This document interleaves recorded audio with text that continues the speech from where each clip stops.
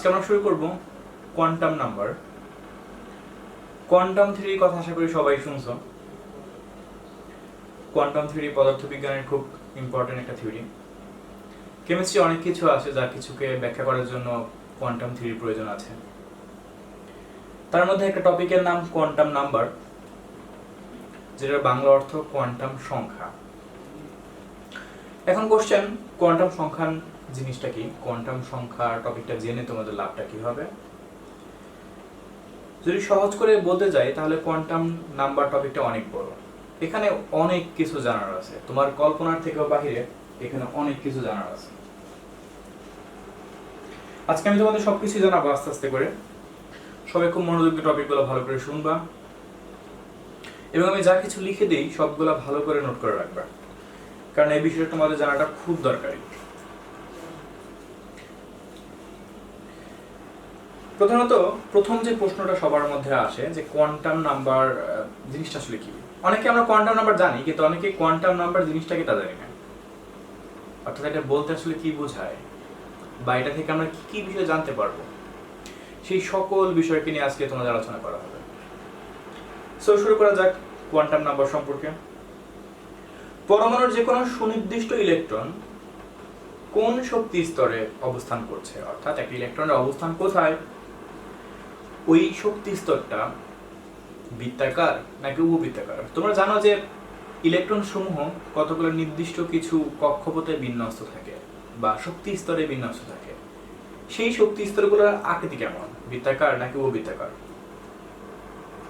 অথবা সেই শক্তি স্তরগুলোর স্ট্রাকচারটা কেমন, 2 ডাইমেনশনাল নাকি 3 ডাইমেনশনাল?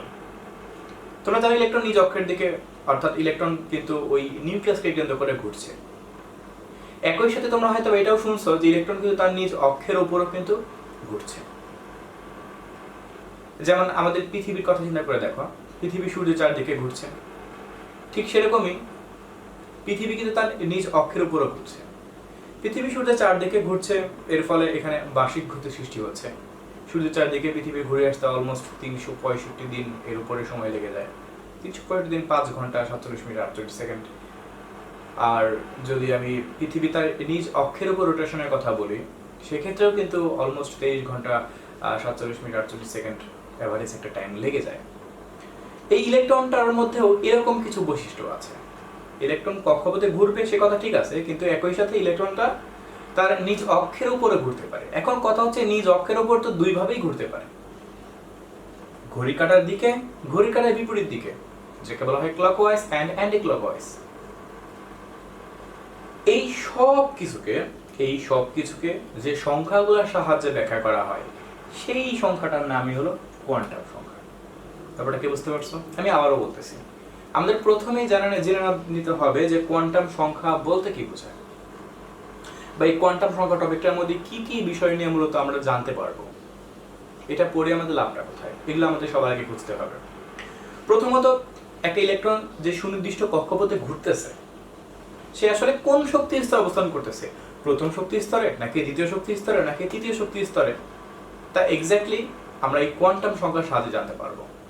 এছাড়া এই শক্তি স্তরগুলোর কাঠামো 2D নাকি 3D, অর্থাৎ 2 ডাইমেনশনাল নাকি 3 ডাইমেনশনাল স্ট্রাকচার এটা বিলং করে, তাও আমরা এই কোয়ান্টাম সংখ্যার সাহায্যে জানতে পারবো।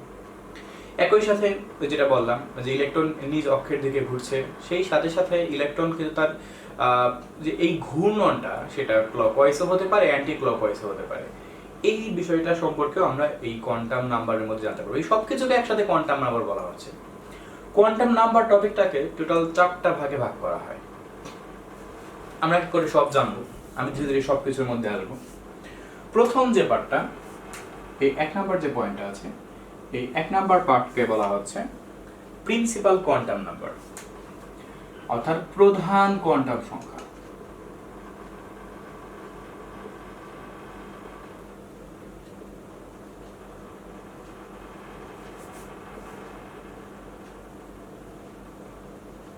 ওকে, 2 নাম্বার যে পার্টকে ভাগ করা হচ্ছে সেটাকে বলা হচ্ছে সাবসিডিয়ারি কোয়ান্টাম নাম্বার।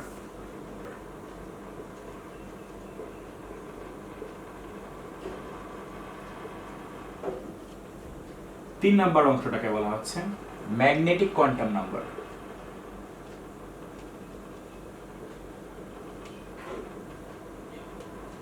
4 নাম্বার যে পার্টটাকে বলা আছে স্পিন কোয়ান্টাম নাম্বার। এই 4টা টপিককে একসাথে কোয়ান্টাম থিওরি বা কোয়ান্টাম নাম্বারের মধ্যে আমরা এখন জানার চেষ্টা করব। অর্থাৎ কোয়ান্টাম নাম্বারকে 4 ভাগে বিভক্ত করা হচ্ছে। প্রথম অংশটার নাম principal quantum number, next subsidiary, এটাকে আরেক নামে ডাকা হয় azimuthal quantum number, magnetic quantum number, spin quantum number. এই 4টা টপিক নিয়ে আজকে আমাদের অনেক কিছু আলোচনা করতে হবে। আমরা আজকে অনেক কিছু জানতে পারবো এই বিষয়গুলো সম্পর্কে। আজকে টপিকগুলো তোমরা খুব মনোযোগ দিয়ে শুনবা। কারো কোনো কোশ্চেন থাকলে আমাকে অবশ্যই জানাবা, আমি ব্যাখ্যা দেওয়ার চেষ্টা করব। তবে বিষয়টা খুবই খুবই গুরুত্বপূর্ণ একটা টপিক, সো খুব মনোযোগ দিয়ে বিষয়গুলো এক এক করে শুনবা।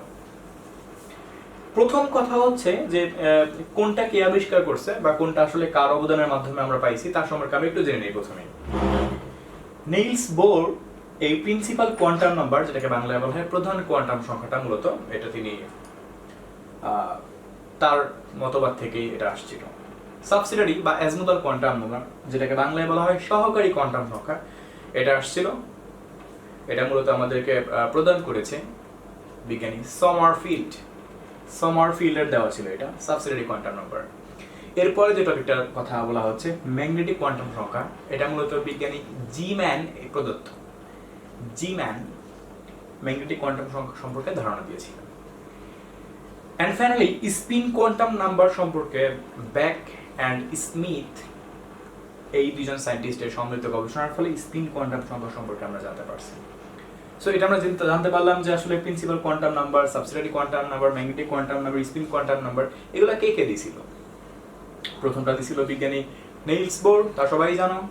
সাবসিডিয়ারি কোয়ান্টাম নাম্বার সম্পর্কে ধারণা দিয়েছিল সমারফিল্ড। ম্যাগনেটিক কোয়ান্টাম নাম্বার সম্পর্কে ধারণা দিয়েছিল তোমার জিম্যান। অ্যান্ড স্পিন কোয়ান্টাম নাম্বার সম্পর্কে ব্যাখ্যা দিয়েছিল বেক অ্যান্ড স্মিথ। আচ্ছা, এখন আমরা একটু জানার চেষ্টা করবো এক এক করে যে প্রিন্সিপাল কোয়ান্টাম সংখ্যা, সাবসিডিয়ারি কোয়ান্টাম সংখ্যা, ম্যাগনেটিক কোয়ান্টাম সংখ্যা, স্পিন কোয়ান্টাম সংখ্যা জিনিসগুলো আসলে কি। অনেক ইন্টারেস্টিং একটা বিষয় এবং অনেক কিছু জানার মতো একটা বিষয়। সবাই খুব মনোযোগ দিয়ে বিষয়গুলো দেখবা। প্রথমেই আমরা একটু আসবো প্রিন্সিপাল কোয়ান্টাম নাম্বার এই টপিকটার মধ্যে।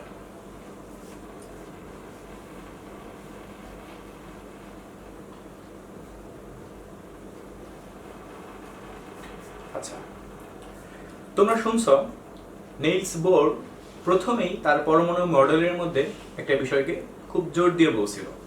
সেটা কি বলছিল? একটি পরমাণুর ইলেকট্রন সমূহ কতগুলো নির্দিষ্ট কক্ষপথে বিন্যস্ত থাকবে। একটু দেখা যাক।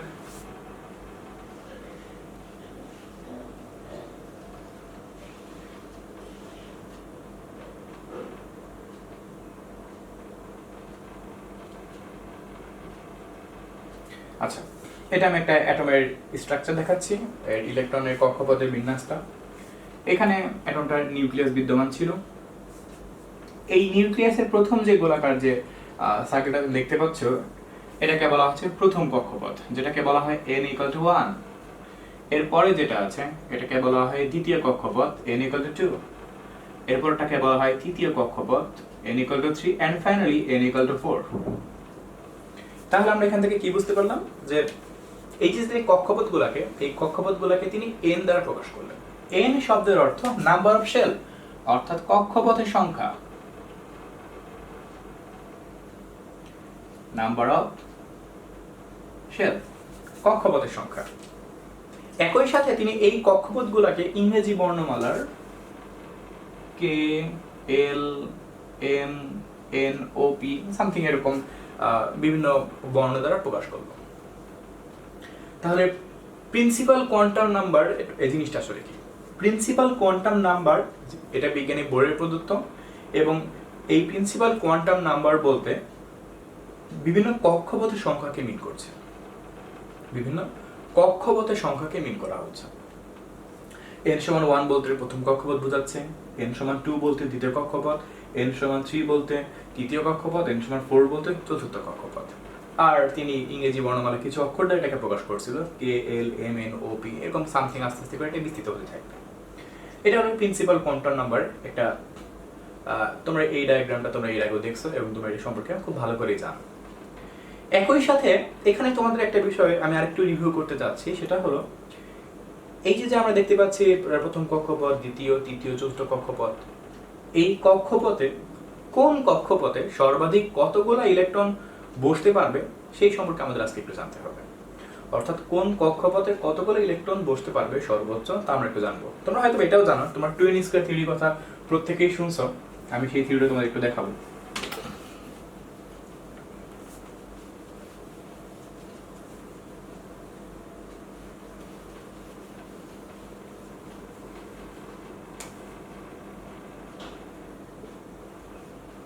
একই কথা, n বলতে কক্ষপথের সংখ্যাকে বোঝানো হচ্ছে।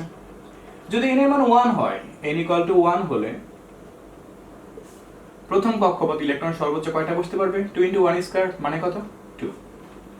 n সমান যদি 2 হয় তাহলে সর্বোচ্চ কয়টা বসতে পারবে এখানে? 8। n সমান যদি 3 হয় তাহলে কতগুলা বসতে পারবে এখানে? 18। n সমান যদি 4 হয় তাহলে কতগুলা বসতে পারবে? 32। তোমরা এই বিষয়টা এর আগেও শুনছো। এখন এখানে কিছু বিষয় তোমাদের আমি একটু বলতে যাচ্ছি। ভাই সব জায়গাতে সবাই n সমান 4 পর্যন্তই দেখায়, n সমান 5, 6, 7 এগুলো আসলে কেন দেখায় না? এর পিছনে কারণটা কি?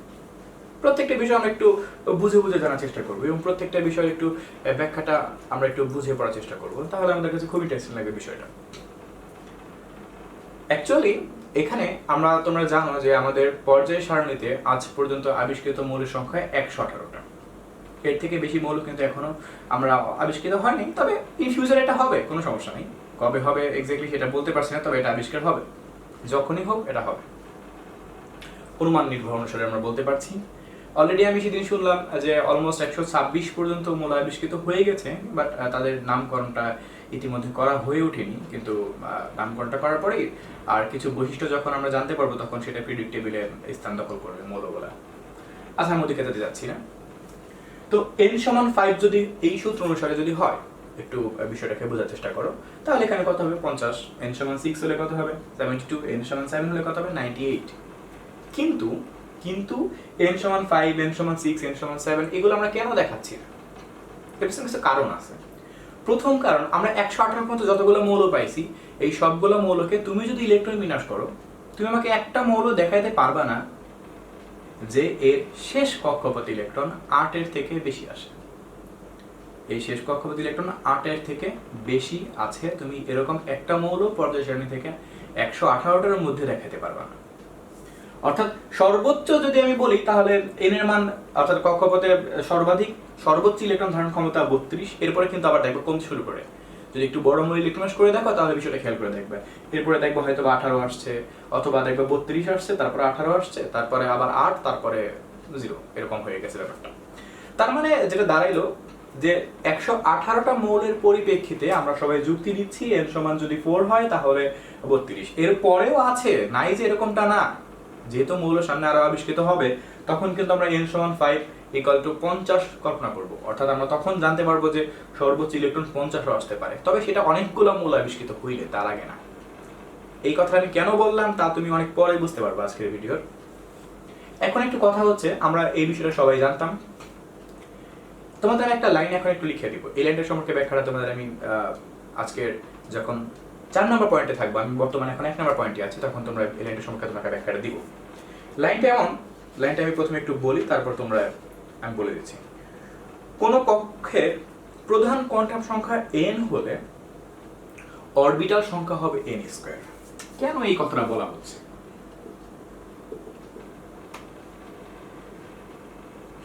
কোন কক্ষের প্রধান কোয়ান্টাম সংখ্যার মান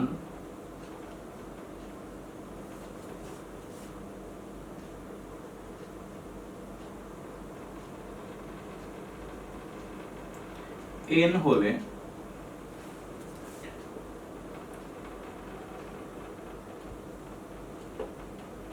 তার অরবিটাল সংখ্যা হবে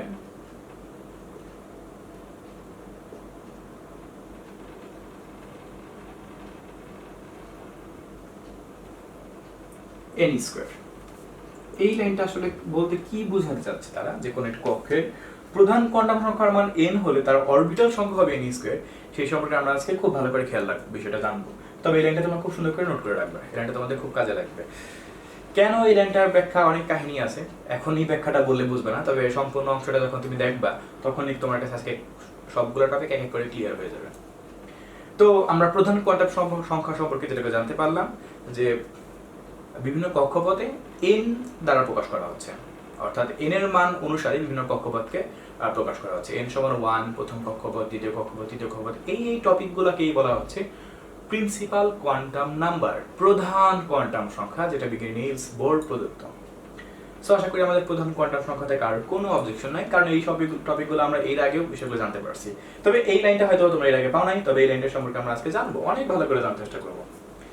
এবার আমরা আসবো সাবসিডিয়ারি কোয়ান্টাম নাম্বার, যেটাকে বাংলায় বলা হয় সহকারী কোয়ান্টাম সংখ্যা।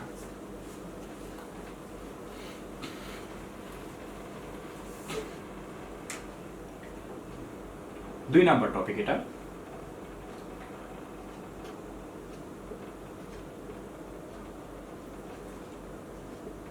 সাবসিডিয়ারি কোয়ান্টাম নাম্বার, বাংলায় এটাকে বলা হয় সহকারী কোয়ান্টাম সংখ্যা। এই কথা শোনার সাথে সাথে সবার মধ্যে একটা কোশ্চেন আসবে যে সহকারী কোয়ান্টাম সংখ্যা জিনিসটা কি? প্রধান কোয়ান্টাম সংখ্যা না হলে বুঝলাম বিভিন্ন কক্ষপথকে প্রধান কোয়ান্টাম সংখ্যা বলা হচ্ছে, তাহলে সহকারী কোয়ান্টাম সংখ্যা জিনিসটা আসলে কি? আমরা একটু জানার চেষ্টা করব বিষয়টাকে।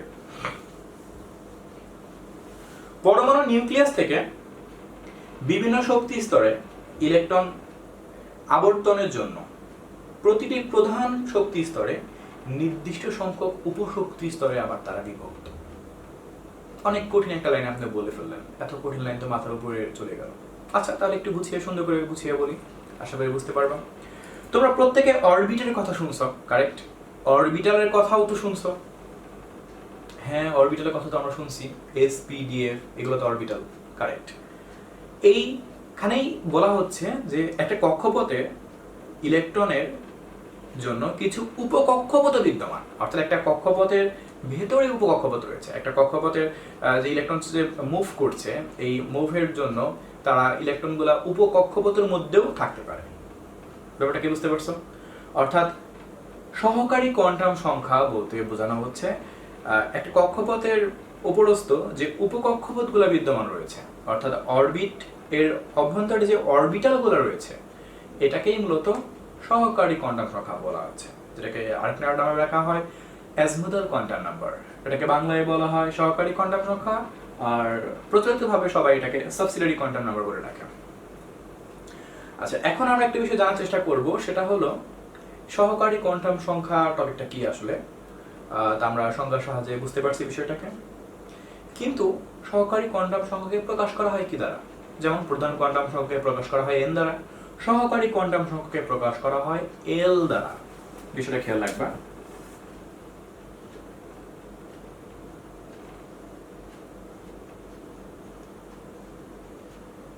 ইট ইজ ডিনোটেড বাই l, এটাকে প্রকাশ করা হচ্ছে ছোট হাতের l দ্বারা। l বলতে আমরা বুঝবো এটা সহকারী কোয়ান্টাম সংখ্যা। আচ্ছা, তাহলে আমরা এটা বুঝতে পারছি, কিন্তু সহকারী কোয়ান্টাম সংখ্যা এটা কিভাবে কোয়ান্টাম টপিকের মধ্যে চলে আসলো, বা কোয়ান্টাম টপিকের মধ্যে সহকারী কোয়ান্টাম সংখ্যার ভূমিকাটা কোথায়? অনেক কিছু জানার আছে এই সাবসিডিয়ারি কোয়ান্টাম নাম্বার সম্পর্কে, আমরা সবই জানবো। প্রথমে আমি বলে নিতে চাচ্ছি সহকারী কোয়ান্টাম সংখ্যা সম্পূর্ণরূপে প্রধান কোয়ান্টাম সংখ্যার সাথে কানেক্টেড, অর্থাৎ এটার সাথে সংযুক্ত। অর্থাৎ প্রধান কোয়ান্টাম সংখ্যার মানের উপর ভিত্তি করে সহকারী কোয়ান্টাম সংখ্যার মান নির্ধারণ করা হয়। এটা বলতে কি বোঝানো হয়? একটু চারটা আমি একটু দেখাই। n সমান যদি 1 হয়, তাহলে সেই ক্ষেত্রে l সমান 0 হবে। সবগুলা বলবো আমি আস্তে আস্তে। n সমান 2 হলে l সমান হবে 0 1। n সমান 3 হলে l সমান 0 1 2। n সমান 4 হলে l সমান 0 1 2 3। এখন একটু বলা যাক তাহলে n এর মানের সাথে l এর মান কিভাবে এরা কানেক্টেড, তা আমরা একটু বোঝার চেষ্টা করি। তুমি একটা বিষয় তাকায় দেখো যে n এর যত মান আছে, l এর মান কিন্তু তার থেকে 1 কম, কারেক্ট? 1 আছে, 1 থেকে 1 কম কত? 0। 2 এর থেকে যদি 1 কম হয় তাহলে কত হবে? 1 আর 0। 3 এর থেকে 1 কম যদি হয় তাহলে কত? 2, তারপরে 1, তারপরে 0। বিষয়টা আমি একটু বলি। l এর মানটা সম্পূর্ণরূপে বলা হয় 0 to n-1 পর্যন্ত, 0 to n-1 পর্যন্ত। এখন 0 to n-1 পর্যন্ত বলতে আমরা এখানে বিভিন্ন রকমের স্বাভাবিক সংখ্যার কল্পনা করব। যেমন সাপোজ n এর মান যখন 4 আছে, 0 এর উপর থেকে হিসাব করি, কিন্তু আমি ততক্ষণ পর্যন্ত হিসাব করব যতক্ষণ পর্যন্ত এখানে n-1 হয়। n-1 মানে কি? 4 - 1, 4 - 1 কত? 3। তার মানে আমি 0 থেকে 3 পর্যন্ত হিসাব করব। 0 1 2 3। যদি n এর মান 4 3 হয়, তাহলে 3 - 1 মানে কত? 2। তার মানে আমি 0 থেকে 2 পর্যন্ত কাউন্ট করব। 0 1 2। সিমিলারলি n এর মান যদি 2 হয়, তাহলে আমি n-1 মানে কত? 1। তার মানে 0 থেকে 1 পর্যন্ত হিসাব করব। 0 থেকে 1 পর্যন্ত 0 থেকে 1ই আছে, আর তো কোনো নাম্বার নাই। সিমিলারলি আমি একটু দেখাচ্ছি, যদি n এর মান 5 হয়, তাহলে l এর মান কত হবে বলো দেখি? 5 - 1 মানে কত? 4। এখন আমি 0 থেকে 4 পর্যন্ত কাউন্ট করতে করতে চলে যাব। 0 1 2 3 4। ব্যাপারটা কি বুঝতে পারছো? যদি n এর মান 6 হয়, তাহলে l এর মান হবে 0 1 2 3 4 5। অর্থাৎ n-1, 0 থেকে n-1 পর্যন্ত সকল বিস্তৃত মান। 0 থেকে n-1, তাহলে 6 - 1 মানে কত? 5। তার মানে আমি 0 থেকে 5 পর্যন্ত কাউন্ট করতে করতে চলে যাব। 0 1 2 3 4 5। সিমিলারলি 7 হলে আশা করি পারবা। তাহলে তোমাদের কাছে এই কনসেপ্ট আশা করি তোমাদের কাছে ক্লিয়ার হওয়াটা স্বাভাবিক একটা ব্যাপার। আমি আবারও বলতেছি এখানে যে n এর মানের উপরে সম্পূর্ণরূপে l এর মান নির্ভর। n এর মান যেরকম পরিবর্তিত হবে, l এর মানও ঠিক ওই রকমই পরিবর্তিত হতে থাকবে, তবে সেটা শূন্য থেকে বিস্তৃত হতে থাকবে। অলওয়েজ শূন্য থেকে বিস্তৃত হতে থাকবে। সো যদি এখানে 2 হয়, তাহলে এটা কত হবে? 2 - 1 মানে কত? 1। 0 থেকে 1 পর্যন্ত বিস্তৃত, 0 1। যদি 4 হয়, 4 - 1 মানে 3। এখন আমি 0 থেকে 3 পর্যন্ত বিস্তৃত করব, 0 1 2 3। এটা অনেকটা বলা যায় ফ্যাক্টোরিয়াল টপিকটার মতো, তবে ফ্যাক্টোরিয়ালে তো 1 পর্যন্ত আসে এবং সেটা পিছন থেকে আসে। যাই হোক, আমি আর ফ্যাক্টোরিয়ালের সাথে এটাকে কম্পেয়ার করতে যাচ্ছি না। কিন্তু এখন কথা হচ্ছে, n এর মান আমরা দেখলাম, l এর মান আমরা দেখলাম। n এর সাথে l এর মান পরিবর্তিত হয়, সেটা আমরা বুঝতে পারলাম। কিন্তু এই 0 1 2 3 এগুলা বলতে আসলে কি বোঝানো হচ্ছে? বিষয়টাকে তোমাকে আমি এখন একটু ক্লিয়ার করে বলবো। এই যে তোমাকে একটু আগে বললাম যে অরবিটাল, যেটাকে বাংলায় বলা হয় উপশক্তি স্তর, এই অরবিটাল গুলাকে নাম্বারিং হিসাব করতে গেলে 0 1 2 3 এই রকম ভাবে বিষয়টাকে পাওয়া যাচ্ছে। 0 1 2 3।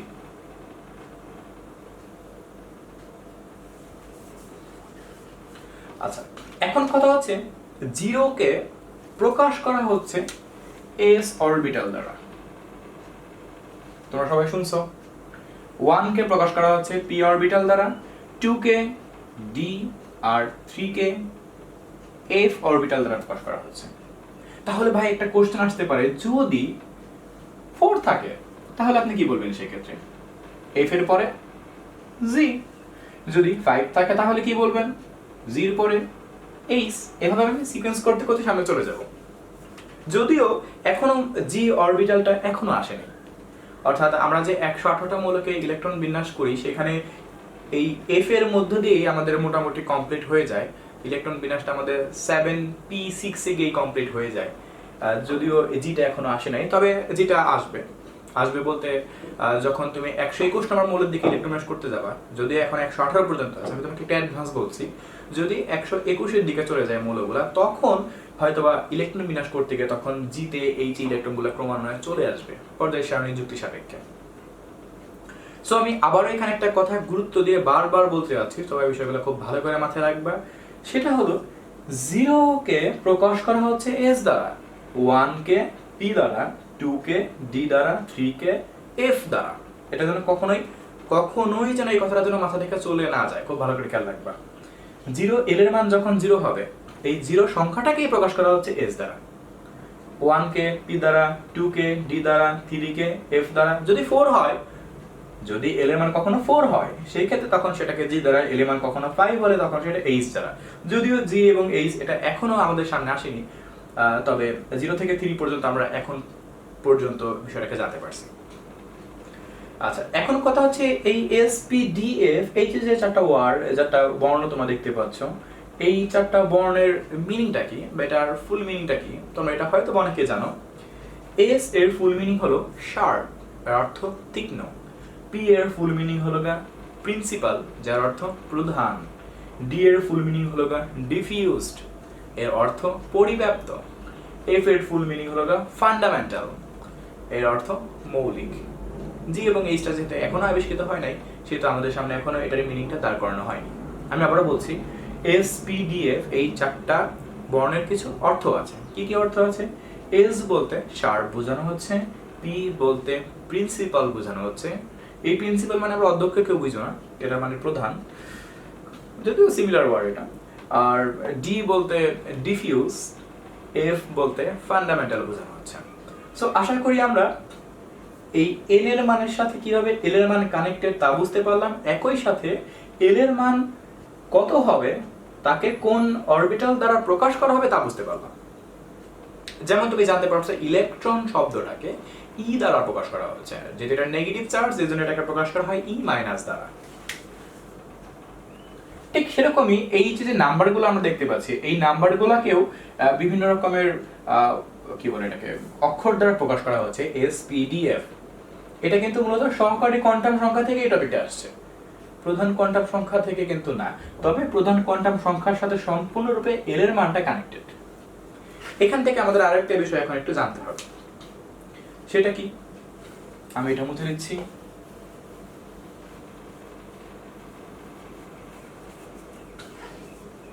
তবে আমি তোমাকে আবারও বলছি, তোমরা কিন্তু এই লাইনটা কথা কিন্তু খেয়াল রাখবা, না হলে কিন্তু তোমাদের কিন্তু ভুল হয়ে যাবে। সেটা হলো 0 বলতে এস বোঝাচ্ছে, 1 বলতে পি বোঝাচ্ছে, 2 বলতে ডি বোঝাচ্ছে, 3 বলতে এফ বোঝাচ্ছে। সো এখন আমরা একটা খুব গুরুত্বপূর্ণ একটা বিষয় জানার চেষ্টা করব।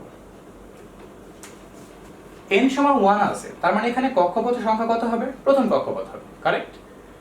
আর এখানে 0 বলতে কি বোঝায়? এস। তাহলে n সমান যখন 1 হবে, তখন আমরা এটাকে কি বলবো? 1s। আর কিন্তু এখানে নাই, দেখো আছে নাই, কিন্তু যদি আমি n সমান 2 কে ফলো করি, 0 বলতে s আর 2 আছে, তার মানে 2s, আর 1 বলতে p, 2 আছে, তার মানে 2p, 2s 2p। দেখো বুঝতে পারছো কিনা? সেম 0 1 2 3 আছে এখানে, তার মানে 3s, আবার 1 বলতে কি p, আর 2 বলতে কি d, 3s 3p 3d, 3s 3p 3d। একটু দেখা দেখো, 4 আছে, 0 1 2 3, 0 মানে s, এটা p, এটা d, এটা f, তার মানে 4s 4p 4d 4f।4s 4p 4d 4f। এই বিষয়টাকে একটু ভালো করে বোঝার চেষ্টা করো, এখান থেকে অনেক কিছু জানার আছে। কি কি বিষয় জানা আছে আমি আবার প্রথমেই বলতেছি, যে 0 বলতে কিন্তু s বোঝানো হচ্ছে, 1 বলতে p কে, 2 বলতে অর্থাৎ l এর মান 2 বলতে সেখানে d কে বোঝানো হচ্ছে, l এর মান 3 বলতে সেখানে f কে বোঝানো হচ্ছে। তাহলে n সমান 1 যদি হয়ে থাকে আর এখানে 0 আছে, তার মানে কত হবে? 1s। 2 যদি হয়ে থাকে তাহলে এই লাইনটা সম্পূর্ণ 2 হবে, তার মানে 2s 2p। 3 আছে, এই লাইনটা সম্পূর্ণ 3 হবে, 3s 3p 3d।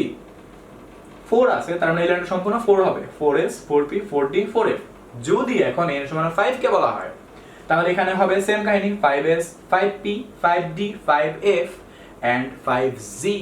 আমি বলছিলাম 4 বলতে l এর মান 4 বলতে কিন্তু g কে মিন করে, কথাটা খেয়াল আছে? আমি আবারও বলতেছি, যদি এটা তোমাদের এখন কাজে লাগবে না, তবে তোমাদের আমি বিষয়টা একটু জানিয়ে রাখছি। 0 বলতে s, 1 বলতে p, 2 বলতে d, 3 বলতে f and 4 বলতে z। ওই f g h এরকম করে এটা চলতে থাকবে। তাহলে 5s 5p 5d 5f and 5z। 6 বলতে সেম কাহিনী, 6s 6p 6d 6f 6g 6h। এখন অনেকের মনের মধ্যে প্রশ্ন আসবে, আপনার কথা আমরা মেনে নিলাম যে এখানে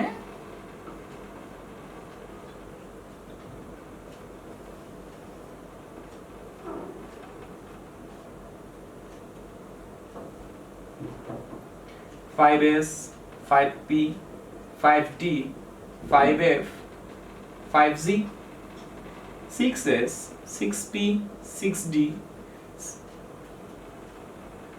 6f 6g 6h আসবে, কারণ n এর মান যেহেতু বাড়ছে। আর অলরেডি আমরা পর্যায় সারণী থেকে আমরা এটা ক্লিয়ার ভাবে জানতে পারছি যে যে যতগুলো মৌল আবিষ্কার হয়েছে 118টা মৌল, এই মৌলগুলা অর্থাৎ শেষের যে মৌলগুলো আছে এই মৌলগুলাতে কিন্তু n সমান 7 চলে আসে। কোশ্চেন মনে মধ্যে আসতে পারে n সমান যদি 7 চলে আসেই তাহলে তো ভাই এখানে আরো বেশি হওয়ার কথা, 7s 7p 7d 7f 7g 7h 7i এরকমটা তো হওয়ার কথা, তাই না? কিন্তু আমরা যখন ইলেকট্রন বিন্যাস করি তখন তো এই g h i এগুলো তো কখনো আসে না। তাহলে রহস্যটা কি?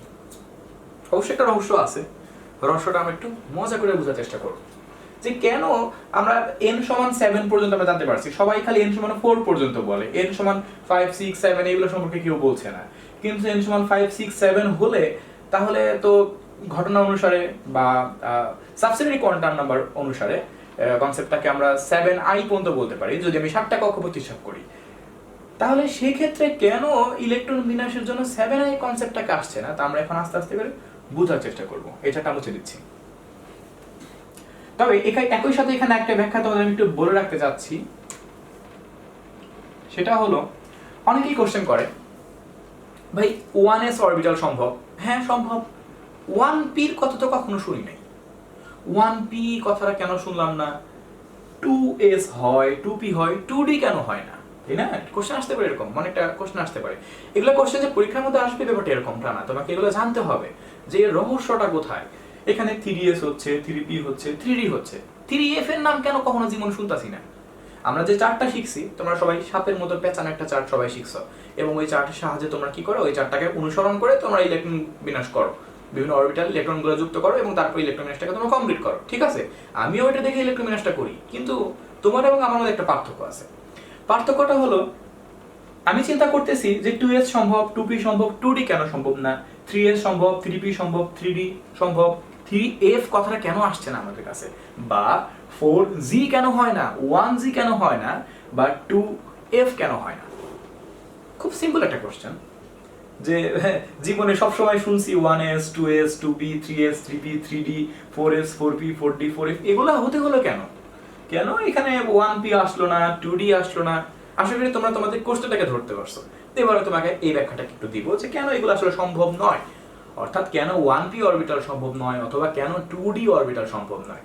তুমি একটু ভালো করে তাকায় দেখো, তুমি তো বুঝতেই পারছিলে যে এই বিষয়গুলো কিন্তু n এর মানের উপর কানেক্টেড। সো n এর মান নিয়ে কারোর কোনো অবজেকশন নাই। এখানে n এর মান 1 2 3 4 5 6 এরকম করে n এর মানটা তোমরা একটু আগে আমি লিখে দিয়েছিলাম। এখন একটু তাকায় দেখো, যখন n এর মান 1 ছিল তখন l এর মান কত ছিল?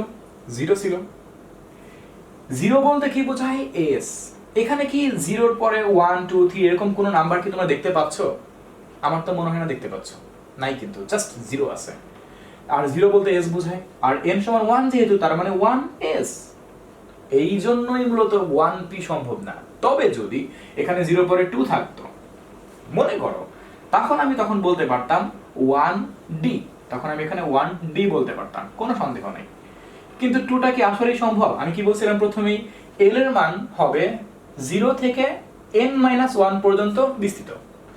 সো যদি n এর মান একটু চিন্তা করে দেখো, n এর মান যদি 3 হয়, আমি এই লাইনটাকে দেখাচ্ছি, যদি n এর মান যদি 3 হয় তাহলে l এর মান কত হবে? 3 - 1, ওই যে n-1, তার মানে 1 কম হবে, 0 থেকে 1 কম পর্যন্ত, অর্থাৎ 0 থেকে 3 এর 1 কম পর্যন্ত গুণতে থাকবো। 0 1 2 3 কি বলতে পারবো না, কারণ 3 তো আছেই আমাদের n এর মান, তাহলে আমাকে 1 কম পর্যন্ত গুনতে হবে। এজন্য আমি 0 1 2 পর্যন্ত কাউন্ট করলাম। তাহলে 0 বলতে s, 1 বলতে p, 2 বলতে d কে বোঝাচ্ছে, তাহলে 3s 3p 3d পসিবল, কোনো সমস্যা নাই। কিন্তু 3f কে বলতে পারছি? 3f কে বলতে পারছি? বলতে পারছি না, কারণ এখানে কিন্তু 3 সংখ্যাটা নাই। যদি আমি 3 সংখ্যাটা পাইতাম তাহলে হয়তো আমি 3 তারপরে 3 আছে, আর 3 বলতে l এর মান 3 বলতে f বোঝায়, তাহলে তখন আমি 3f বলতে পারতাম। এই জন্যই আসলে প্রকৃতপক্ষে 3f অরবিটাল সম্ভব না। সেম কাহিনী 2f অরবিটাল বা 2d অরবিটাল সম্ভব না, 1p অরবিটাল সম্ভব না। আশা করি বিষয়টাকে ধরতে পারছো যে কেন আসলে আমরা 1p বা 2d এই অরবিটালগুলোকে আমরা কেন কখনোই জীবনে শুনি নাই। সবসময় 1s এর পরে 2s গুণছ, 2s এর পর 2p গুণছ, তারপর 3s গুনতে গুনতে এভাবে করে তোমরা হিসাব করছো। ঠিক আছে, বিষয়টা কোনো সমস্যা নাই সেখানে, কিন্তু তোমাকে একটু জানার চেষ্টা করতে হবে যে কেন আমরা 1p লিখছি না, বা কেন আমরা 2d লিখছি না, বা কেন আমরা 3f লিখছি না, এই বিষয়টা একটু জানার চেষ্টা করতে হবে, তাহলে অনেক মজা লাগবে। আশা করি তোমাদের কাছে এই কনসেপ্ট একটু ক্লিয়ার হয়েছে। এখন আমি যেখানে ছিলাম যে কেন আমরা n সমান 7 পর্যন্ত আমাদের বর্তমানে এক্সিস্ট করে, আমরা পর্যায় সারণীতে n সমান 7 পর্যন্ত মৌল সংখ্যা পেয়ে গেছি অলরেডি, কিন্তু আমরা এই যে জি এইচ বা যে অরবিটালগুলো সাবসিডিয়ারি কোয়ান্টাম নাম্বার টপিক অনুসারে চলে আসে, সেগুলা কেন আসে না তা আমরা এখন একটু জানার চেষ্টা করব।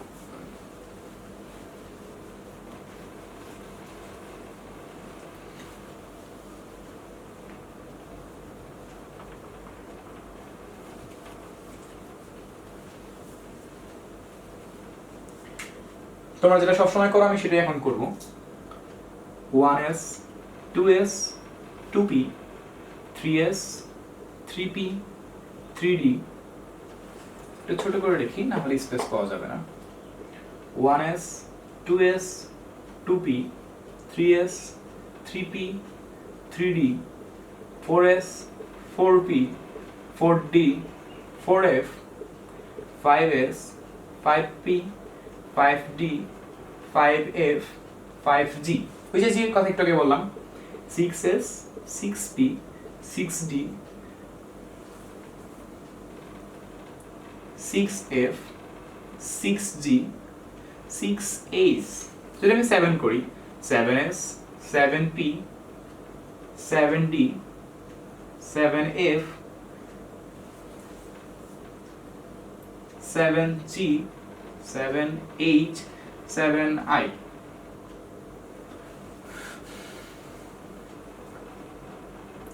আচ্ছা, এখন কথা হচ্ছে যে কেন এগুলা কেন আসলো না? আমরা তো সবসময় শুধুমাত্র আমরা কতটুকু লিখি, আমি তোমাদের একটু দেখাই দিই, আমরা এইভাবে করে সবসময় করতে করতে অভ্যস্ত ছিলাম। এটাই তো, যদি আমি 8টা লিখে দিই তাহলে 8s 8p 8d, যদিও 8 নম্বর কক্ষপথ এখনো আসে নাই, তবে 119 নম্বর মূল আবিষ্কার হয়ে গেলেই, যেটা আবিষ্কার হয়ে গেছে 119 নম্বর মূল পর্যায়ের সঙ্গে যুক্ত হলেই সেখানে 8s চলে আসবে, 8d 8f এরকম করে চলতে থাকবে, 8g 8h 8i তারপরে 8j। এখন কথা হচ্ছে সবই তো বুঝলাম, তাহলে এই যে আপনি যে লাইনটা তৈরি করলেন এখানে, অর্থাৎ এই যে বক্সটা দেখাইলেন নতুন করে, যা আমরা এর আগে কখনো দেখি নাই, এইটা আমাদের এতদিন কেন শেখানো হলো না? তাই না? এটা তো অতিরিক্ত ভাবে দেখাচ্ছে, এটা আমরা কেন এতদিন শিখলাম না? একটু জানার চেষ্টা করবো বিষয়টাকে। কিছু কারণ আছে এর পিছনে। কি কারণ আছে? আমাদের মৌল আবিষ্কার হয়েছে কয়টা? 118টা। তোমরা জানো যে এস অরবিটাল, ওই যেটা বলছিলাম 0 মানে 0, তারপরে 1 যেটাকে p বলা হচ্ছে, 2 যেটাকে d বলা হচ্ছে সাবসিডিয়ারি কোয়ান্টাম নাম্বার অনুসারে, 3 যেটাকে f বলা হচ্ছে। s এর মধ্যে ইলেকট্রন বসতে পারবে ম্যাক্সিমাম 2টা, p তে 6টা, d তে 10টা, f এ 14টা। আজকে আমরা এটাও জানবো যে কেন s এর মধ্যে সর্বোচ্চ 2টি ইলেকট্রন বসে, কেন p অরবিটালে 6টা সর্বোচ্চ বসবে, কেন d তে 10টা এবং কেন f এ 12টা করে ইলেকট্রন সর্বোচ্চ বসতে পারে। এই টপিকটাকেও আজকে আমরা জানার চেষ্টা করব, জানবো আমরা আস্তে আস্তে সবই জানবো। তো যখন আমরা এই সিস্টেমে যখন ইলেকট্রনের সামনে যখন করি, তখন 118 নম্বর মৌলটা তুমি একটু চেক করে দেখতে পারো আমার কথা রাখে, বিশেষ না হলে এই 7p তে গিয়েই শেষ হয়ে যায়। তাকে দেখছো 1s তারপরে 2s তারপরে 2p 3s তারপরে 3p 4s 3d 4p 5s 4d 5p 6s 4f 5d 6p 7s তারপরে 5f 6d তারপরে আমাদের এখানে 7p। যখন আমরা 7p তে চলে আসি তখনই আমাদের 7p 6 যখন আমরা বসাই তখন এই 118 কমপ্লিট হয়ে যায়। তবে যদি 120 হয় তাহলে 8s2 ফুল হয়ে যাবে। 121 যখন হবে তখন 8s এর পরে 5g তে ইলেকট্রন ঢোকা শুরু করবে। এই দেখো এই চারটি ইলেকট্রন আবার আসতে থাকবে। এই যেরকম এই যে 4s এর পর ইলেকট্রন কোথায় যায়? 3d তে যায় না? 3d এর পরে 4p তারপরে 5s, 5s এর পর কি 5p তে যায়? 5s এর পর কিন্তু 4d তে যায়। বিষয়টাকে মাথায় ঢুকাতে পারছো? একই হিসাব। এখন যদি কেউ এখানে প্রশ্ন করো যে এই চারটা এরকম ভাবেই কেন হতে হলো, অর্থাৎ আমরা সবসময় এই টিক চিহ্নটা এদিকে দিই না,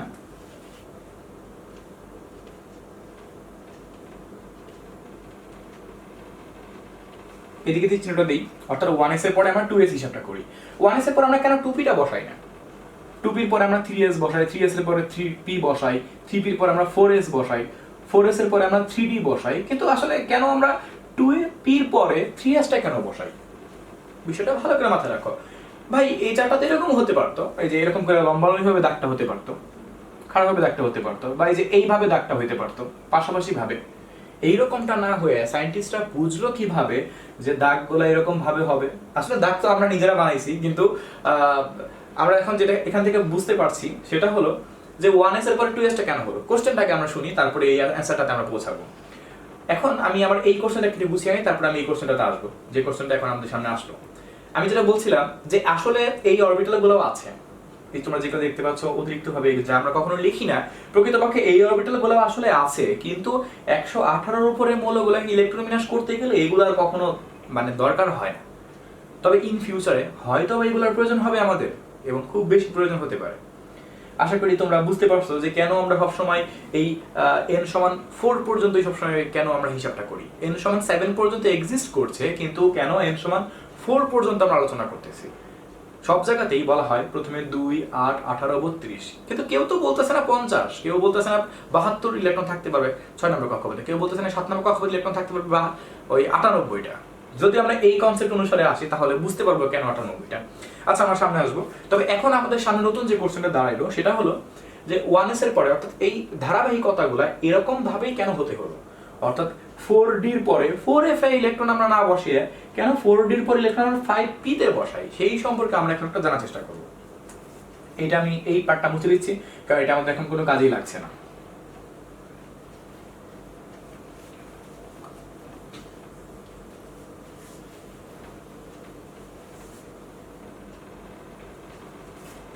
আচ্ছা, এবার আমরা তোমরা প্রত্যেকেই একটা নীতির কথা প্রত্যেকেই শুনছো, আউফবাউ নীতি। আউফবাউ নীতির কথা আশা করি প্রত্যেকেই শুনছো। আমরা সেই আউফবাউ নীতি সম্পর্কে আরেকটু ভালো করে জানার চেষ্টা করব। এই নীতিটার মধ্যে আসলে কি বোঝানো হচ্ছে, একদম সহজ করে যদি আমি নীতিটাকে তোমাকে বুঝাতে চাই, তাহলে ইলেকট্রন সর্বদাই কম শক্তিশালী অরবিটাল থেকে বেশি শক্তিশালী অরবিটালের দিকে ক্রমান্বয়ে ধাবিত হবে। অর্থাৎ যেখানে কম শক্তিস্তর ইলেকট্রন শক্তিশালী অরবিটাল থাকবে সেখানে ইলেকট্রন আগে প্রবেশ করবে, তারপরে ধীরে ধীরে ধীরে ধীরে সেটা অধিক শক্তিশালী অরবিটালের দিকে ক্রমান্বয়ে প্রবেশ করতে থাকবে। এটা হলো অরবিটাল থিওরির মূল কনসেপ্ট। এখন এখানে কথা হচ্ছে যে কোশ্চেনটা যেটা আমাদের কাছে ছিল যে এরকমটা কেন হয়, এই লাইনটা আমরা কেন সবসময় ফলো করতে চাই। আউফবাউ থিওরির মধ্যে আমরা এখন চলে যাচ্ছি।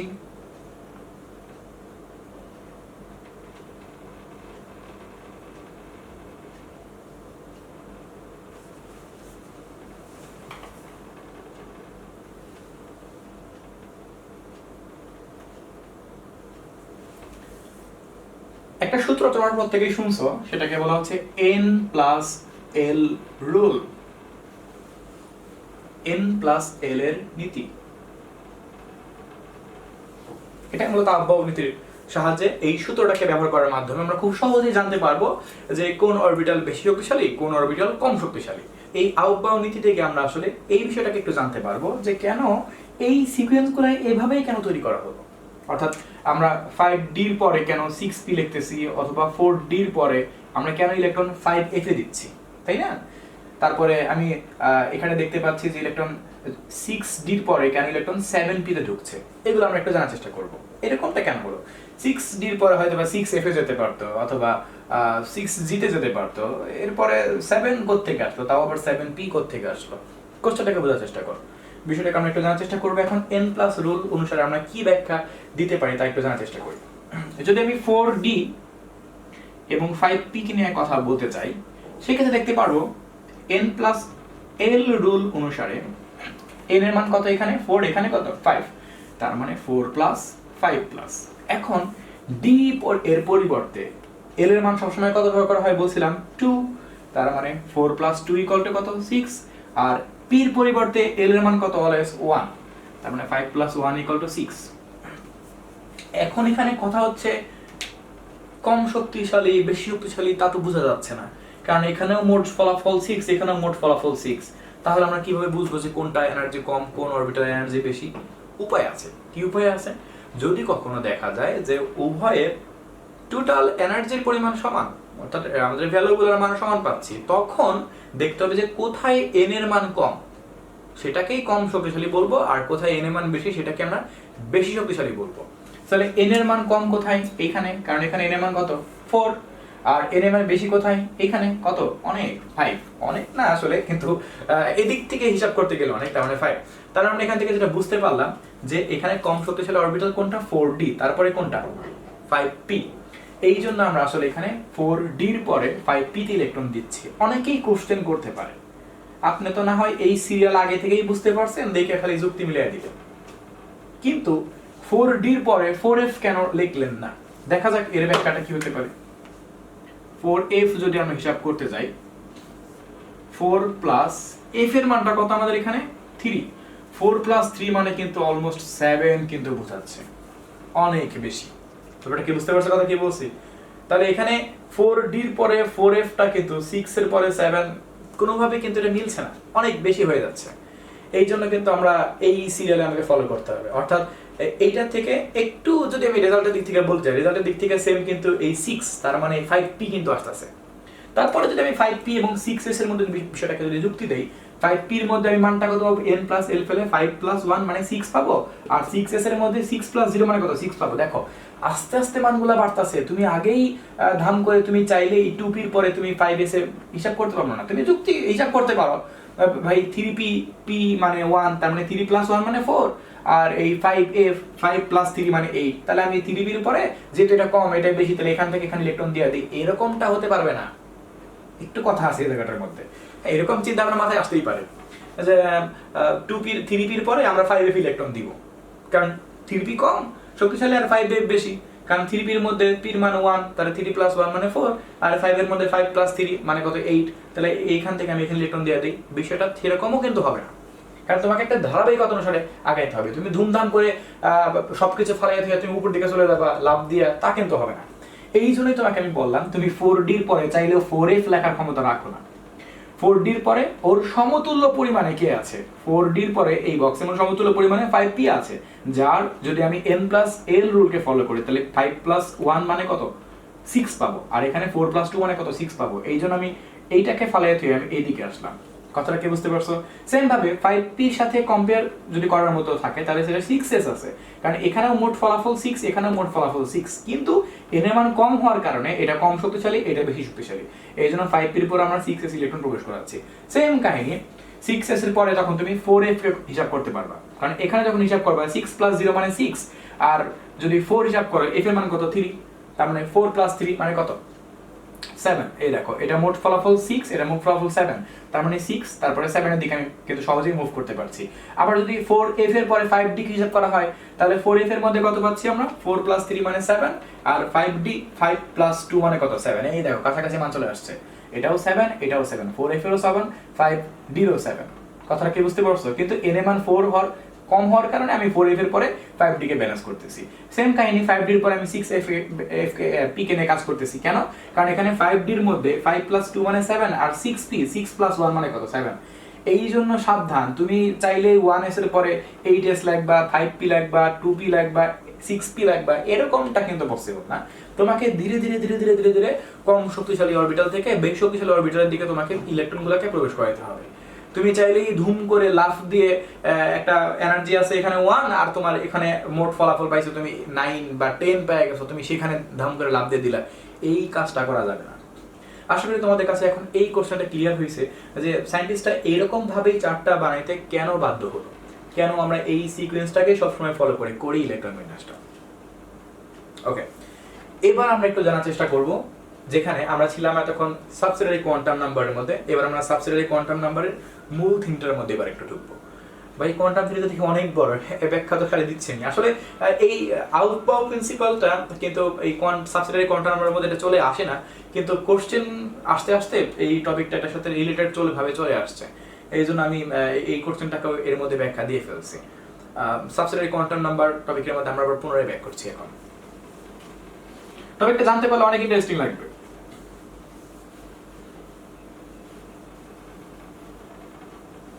আচ্ছা, এখন কথা হচ্ছে তোমাদের সামনে আমি একটা চার্ট তৈরি করে রাখবো। এই চার্টটাতে কিভাবে করে আমরা এই চার্টটা থেকে একটা বিষয় যেটা বুঝতে পারবো যে মোট ইলেকট্রন সংখ্যা নির্ণয় করতে পারবো, বা আরেকটা বিষয় আমরা জানতে পারবো যে কোন কক্ষপথে সর্বোচ্চ কতগুলো সংখ্যক ইলেকট্রন বসতে পারবে, কোন অরবিটালে সর্বাধিক কতগুলো ইলেকট্রন বসতে পারবে, সেটা আমরা এখন একটা চার্টের সাহায্যে বুঝতে পারবো।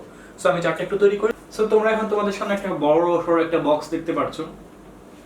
বক্সটা একটু সুন্দর করে সাজিয়ে লেখা আছে। আমরা এই বক্সটা এখন ফিল করব।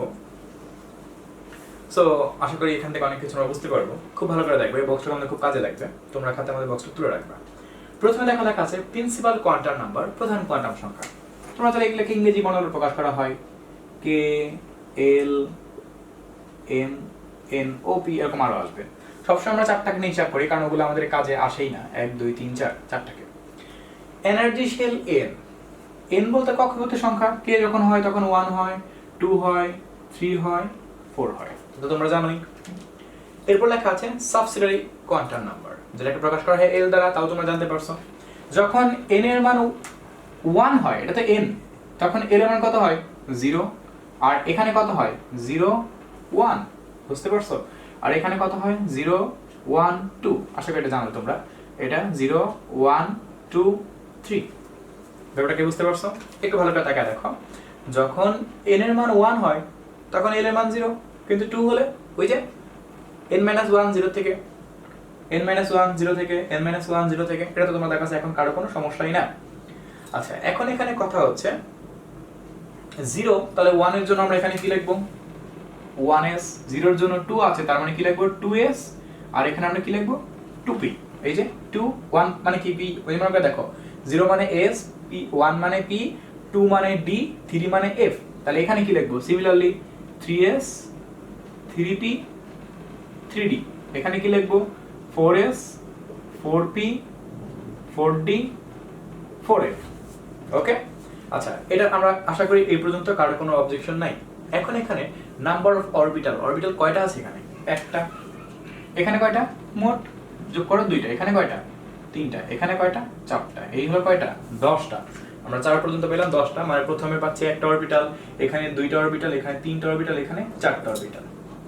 এরপর দেখো এখানে লেখা আছে electron number of orbital, electron number of orbital, অর্থাৎ অরবিটালে ইলেকট্রন সংখ্যা কত হবে। উপশক্তি স্তরে অর্থাৎ সাবসিডিয়ারি কোয়ান্টাম নাম্বার অনুসারে উপশক্তি স্তরে ইলেকট্রন কতগুলা বসবে তা একটা ছোট্ট সূত্রের মাধ্যমে খুব সহজেই জানা যায়। সূত্রটা হলো 2 × 2l + 1, 2 × 2l + 1 রুল। এটা হলো সহকারী কোয়ান্টাম সংখ্যা টপিকের মধ্যে, অর্থাৎ উপশক্তি স্তরে বা অরবিটালে ইলেকট্রন কতগুলা বসবে সেটা আমরা এই সূত্রের সাহায্যে সহজেই বুঝতে পারবো। তবে এই জন্য আমাদের এল এর মান জানা থাকা লাগবে, এই জন্য আমি এখানে এল এর মানগুলো একটু লিস্ট করে নিচ্ছি। এখন একটু দেখা যাক আমরা কিভাবে করে কোথায় কেমনে কি বসাই। এখানে এল এর মান কত 0, আমি প্রথম লাইন হিসাব করি 0 যদি হয়, যদি আমি এখানে এল এর মান যদি আমি 0 বসাই, 2 × 0 মানে 0, তাহলে 1 যোগ করলে 1, আর 2 একে কত হবে 2, বুঝতে পারছো? এটা 1s বরাবর আমি লিখলাম। এখন যদি আমি এই 2 এর লাইন 0 বরাবর হিসাব যদি করি, আমি এখানে 2টা পার্ট করে বিষয়টাকে ভাগ করে দেই, তাহলে তোমার জন্য খুব সুবিধা হবে। 0 মানে কত 0ই, তার এখানে যদি 0 বসাই তাহলে 0, তার মানে কত হবে সেই 2ই হবে। আচ্ছা, এখন যদি আমি 2p বরাবর হিসাব করি তাহলে সেক্ষেত্রে এল এর মান কত 1, তাহলে এখানে যদি তুমি 1 বসাও, এল এর মান যদি 1 বসাও, 2 একে 2 আর একে 3, 3 আর 3 দুগুণে কত 6, বুঝতে পারছো ব্যাপারটা কি বলছি? একটু সুন্দর করে দিই বিষয়টাকে। আচ্ছা, এখানে 3টা পার্ট হবে আমি দেখতে পাচ্ছি, 1টা 2টা 3টা, তাহলে এখানে তার 3টা লাইন হবে, 1টা 2টা 3টা। আচ্ছা, তাহলে এই ক্ষেত্রে যদি আমি 0 বরাবর হিসাবটা করি, 0 মানে সবসময় যদি এখানে এলিমেন্ট যদি 0 বসাও তাহলে সবসময় 2 পাওয়া যাবে, কিন্তু যদি 1 বসাও তাহলে কত পাওয়া যাবে 2 একে 3 আর 3 দুগুণা 6, যদি 2 বসাও, আমি 3 নম্বর লাইনের এখানে আছি, 2 যদি বসাও একটু তাকায় দেখো ভালো করে, 2 দুগুণা 4 আর একে কত 5, 5 দুগুণা কত 10, বুঝতে পারছো? আর এটাকে 4টা পার্ট করতে হবে কারণ এখানে 4টা আছে। ওকে, হয়ে গেল 4টা পার্ট। এখানে তাহলে 4টা পার্ট পাওয়া যাবে, 1টা 2টা 3টা 4টা। ওকে, যদি তুমি 0 যদি এখানে বসাও তাহলে কত পাবে? সব সময় s এর সব সময় 2ই পাওয়া যায়, আর p এর বেলায় মানে 1 এর জন্য তুমি কত পাবা? 3 দুগুণা 6, আর 2 এর জন্য কত পাবা? 5 দুগুণা 10। যদি 3 বসাও, তাকায় দেখো 3 যদি এলিমেন্ট তুমি বসাও, 3 দুগুণা 6 এর কি কত? 7, 7 দুগুণা কত? 14। বুঝতে পারছো ব্যাপারটা কি বলছি? তাহলে এখন টোটাল ইলেকট্রন সংখ্যা কত? এখানে কত? 2, আর এখানে কত? 2 আর 6 কত? 8। এখানে 2 6 8 এ কত? 18। এখানে 2 6 10 14 তে কত? 32। এই হলো আমাদের প্রথম কক্ষপথ। ইলেকট্রন বসতে পারবে 2টা, 2 নম্বরের কক্ষপথে 8টা, 3 নম্বরে 18টা, 4 নম্বরে 32টা। কনসেপ্ট কিন্তু ঘুরে ফিরে সেই একই, কিন্তু আমরা সহকারী কোয়ান্টাম সংখ্যার সাহায্যে এটা স্পষ্টভাবে বুঝতে পারলাম যে বিভিন্ন অরবিটালে কতগুলো করে ইলেকট্রন বসে তা কিন্তু আমরা এই 2 × 12 + 1 সূত্রের সাহায্যে খুব সহজেই জানতে পারলাম। আশা করি তোমাদের কাছে এখন কারোর কোনো অবজেকশন নাই। আমি সেটাকে আরো একটু রিভিউ করছি বিষয়টাকে। n এর মানের উপরে সম্পূর্ণরূপে l এর মান ডিপেন্ডেন্ট, আর l এর মানের উপর ডিপেন্ড করে এই 0 কে আমরা s দ্বারা প্রকাশ করছি, 1 কে p দ্বারা, 2 কে d দ্বারা, আর 3 কে f দ্বারা কাউন্ট করছি। এখন সেই হিসাব করতে গেলে আমি লাইনগুলোকে লিখলাম। এখানে একটা আছে, এখানে 2টা পার্ট আছে 2 এর মধ্যে, আর 3 এর মধ্যে 3টা, আর 4 এর মধ্যে 4টা, যা তোমাদের আমি প্রথমেই আজকে দেখাইছি। তাহলে সেক্ষেত্রে s এর মান সবসময় তো শূন্যই, এই যে s বরাবর শূন্য থাকে। যদি এখানে শূন্য বসাই হিসাবে সেই শূন্যই পাওয়া যাবে, মানে সরি 2 পাওয়া যাবে। যদি তুমি p হিসাবটা করো, মানে 1 যদি তুমি এখানে বসাও 6 পাবা, আর যদি d হিসাবটা করো, যদি এখানে তুমি d এর জায়গায় তুমি যদি এখানে 2 বসাও, 2 দুগুণা 4 আর 1 এ 5, 5 দুগুণা কত হবে? 10 পাবা। সেম তুমি যদি f কে হিসাব করতে যাও, f এর জায়গায় তুমি যদি 3 বসাও, 3 দুগুণা 6 আর 1 এ 7, 7 দুগুণা কত? 14। এখন এইটা একটা অরবিটাল, এখানে অরবিটাল 2টা, এখানে অরবিটাল 3টা, এখানে অরবিটাল 4টা। দেখো এখানে একটা, এখানে 2টা, এখানে 3টা, এখানে 4টা। যদি মোট হিসাবটা করো, এখানে মোট 2টাই আছে, এখানে মোট কয়টা? 2 এবং 6 কত? 8। এখানে মোট কয়টা? 18টা। এখানে মোট কয়টা? 32টা। তাহলে আমরা এখান থেকে কি বুঝতে পারলাম? যে সহকারী কোয়ান্টাম সংখ্যার সাহায্য নিয়ে আমরা খুব সহজেই কিন্তু টোটাল ইলেকট্রন সংখ্যা বের করতে পারি। দেখো সহকারী কোয়ান্টাম সংখ্যার সাহায্য নিয়ে অনেক কিছু বের করা যায়। প্রথমত আমরা সহকারী কোয়ান্টাম সংখ্যার সাহায্য নিয়ে কিন্তু আউটবাউ রুলকে ব্যবহার করার মাধ্যমে কোন এনার্জি, কোন অরবিটাল এনার্জি কম, কোন অরবিটাল এনার্জি বেশি, তা কিন্তু আমরা সহজেই নির্ণয় করতে পারছি। এরকম একটা ব্যাপার আমরা কক্ষপথ ইলেকট্রন সংখ্যা নির্ণয় করতে পারি। সো সহকারী কোয়ান্টাম সংখ্যা আমাদের এখন কমপ্লিট। এইবার আমরা আসবো 3 নাম্বার পয়েন্টের মধ্যে, ম্যাগনেটিক কোয়ান্টাম সংখ্যা।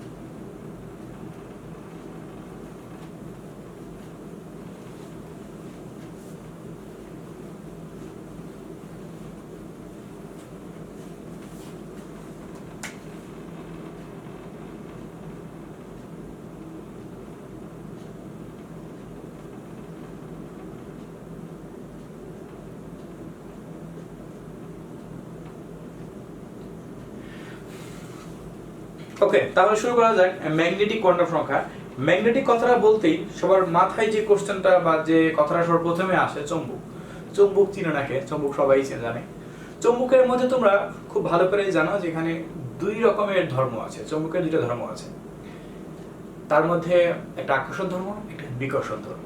অর্থাৎ চুম্বকের মধ্যে আকর্ষণ এবং বিকর্ষণ এই 2 রকমের বৈশিষ্ট্য কিন্তু প্রধানত লক্ষ্য করা যায়। হাতে যখনই চুম্বক নেওয়া যায় তখনই কিন্তু চুম্বকের মধ্যে একটা এটা প্রত্যেকেই দেখছো যে পরস্পরকে আকর্ষণ করে খুব কাছে চলে যায়, অথবা পরস্পরকে বিকর্ষণ করে একে অপরের থেকে দূরে ঠেলে যায়। সো চুম্বক তো সারা জীবন আমরা জানতেই পারছি, কিন্তু এই চুম্বক কোয়ান্টাম সংখ্যা এই জিনিসটা দিয়ে আমাদের কি লাভ আছে? লাভ আমাদের অনেক কিছু পরেই লাভ আছে। আমরা একটু জানার চেষ্টা করবো যে চুম্বক কোয়ান্টাম সংখ্যা জিনিসটা আসলে কি, বা যেটাকে বলা হয় ম্যাগনেটিক কোয়ান্টাম নাম্বার। ম্যাগনেট কথা থেকে এই চুম্বকের কোয়ান্টাম নাম্বার কথাটা আসছে।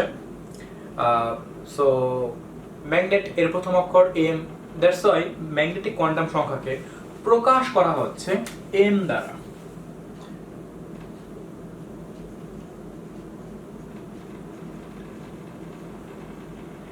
এম দ্বারা এটাকে প্রকাশ করা হয়েছে ম্যাগনেটিক কোয়ান্টাম সংখ্যাকে, যদিও এটাও এল এর মানের উপর ডিপেন্ডেন্ট। আমি একটু পরে ব্যাখ্যা দেব। প্রথমত আমাদের জানতে হবে এই চৌম্বক কোয়ান্টাম সংখ্যা বা ম্যাগনেটিক কোয়ান্টাম সংখ্যা বলতে আসলে কি বোঝানো হচ্ছে। তোমরা সবাই জানো যে কোনো একটা অ্যাটমের সেন্টারে প্রোটন থাকে এবং তার এই কক্ষপথ ইলেকট্রনগুলো রাউন্ড করতে থাকে, এরকমটা না ব্যাপারটা। আর তোমরা কিন্তু জানো যে এই ইলেকট্রন এবং প্রোটনের মধ্যে যেহেতু এটা পজিটিভ চার্জ ক্যারি করছে, এটা নেগেটিভ চার্জ ক্যারি করছে, এদের মধ্যে পরস্পরের মধ্যে কিন্তু একটা আকর্ষণ কাজ করে। এর ফলে একটি পরমাণুর অভ্যন্তরে ইলেকট্রিক ফিল্ড সৃষ্টি হয়, যেটাকে বাংলায় বলা হয় চুম্বক ক্ষেত্র সৃষ্টি হয়, আর তড়িৎ ক্ষেত্র সৃষ্টি হয়, আর এর প্রভাবেই মূলত চুম্বক ক্ষেত্র সৃষ্টি হচ্ছে। তোমরা ইলেকট্রোম্যাগনেট সম্পর্কে প্রত্যেকেই জানো, তড়িৎ চুম্বক সম্পর্কে প্রত্যেকেই জানতে পারছো তড়িৎ চুম্বক বিষয়টা আসলে কি। তো আমি এখানে যেটা বলতে চাচ্ছিলাম যে অনেকের মাথায় কোশ্চেন আসতে পারে যে সব এইগুলোর মধ্যে, অর্থাৎ এই অ্যাটমের মধ্যে চুম্বক কোথা থেকে হঠাৎ করে আসলো?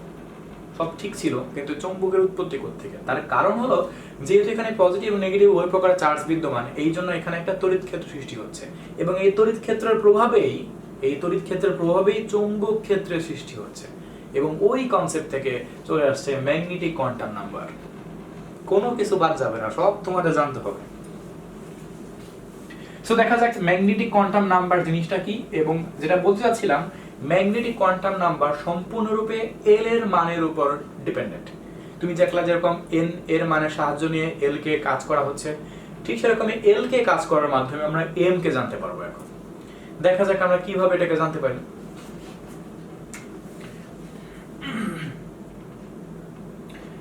এল সমান যখন শূন্য হয়, এম সমানও তখন শূন্য।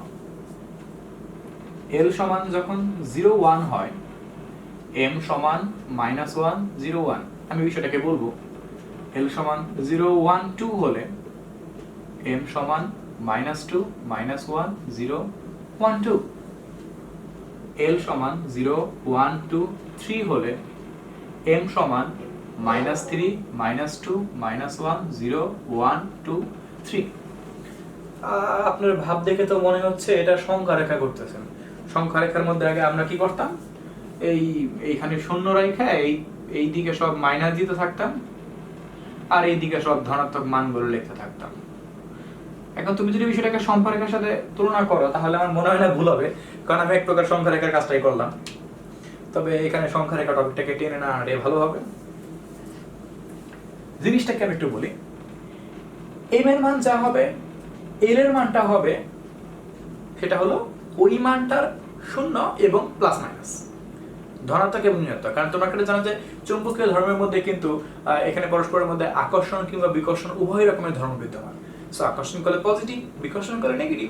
সো সেই দিক থেকে হিসাব করতে গেলে জিরো তো জিরোই, কিন্তু জিরো যখন জিরো, এই দেখো জিরো আমি কিন্তু জিরোই লিখছি, কিন্তু ওয়ানের পরিবর্তে আমি +-1 লিখছি।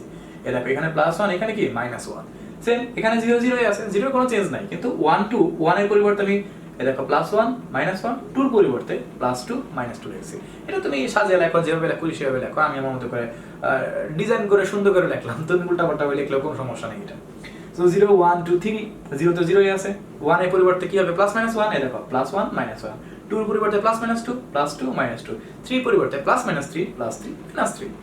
সো আশা করি তোমরা বুঝতে পারছো যে এম এর মান এবং এল এর মান দেখতে কেমন। তবে এখানে একটা কোশ্চেন হলো, এম এর মান এখানে একটা, এখানে 3টা, এখানে 5টা, এখানে 7টা, এটা কিভাবে বোঝা যায়?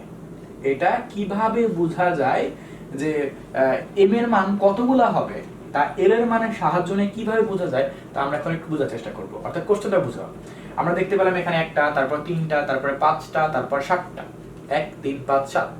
কিন্তু এই যে আমরা ভ্যালুগুলো পাইলাম 1 3 5 7, এগুলো আসলে এল এর মান থেকে কিভাবে আসলো? বা তুমি আসলে এগুলা না লিখেও, ধরো তোমার কাছে না হয় এই 3টা এখন লেখা আছে, তখন তুমি এটা লিখতে গেছো, তখন তুমি কনফিউজড হয়ে যেতে পারো যে এখানে 3টা আছে 4টা আছে, তাহলে কি এখানে কয়টা হবে, 8টা হবে না 9টা হবে, বা নাকি 7টা হবে? এই কনফিউশন দূর করার একটা উপায় আছে, খুব সহজ একটা বিষয়। সেটা হলো এই সিস্টেম অনুসারে 2l+1 রুল। 2l+1, দেখো ওইখানে একটা সূত্র পড়ছিল, সেটা হলো 2 × 2l+1, আর এটা কিন্তু জাস্ট 2l+1। ব্যাপারটাকে মাথায় রেখো, প্যাচ লাগে না বিষয়টার মধ্যে। তাহলে এল এর মান এখানে কত আছে? শূন্য। তাকে দেখো, আমি সূত্রটাকে একটু নিচে লিখি। 2l + 1 রুল এর সাহায্যে আমরা খুব সহজেই এল এর লাস্ট মানটা দেখেই এম কতগুলো হবে তা নির্ণয় করতে পারবো। সেটা কিভাবে? এখানে কত আছে? শূন্য। যদি এখানে শূন্য বসাও, 2 এর 0 0 আর 1 যোগ করলে সেই একটা পাওয়া যাবে, পাইছি 1।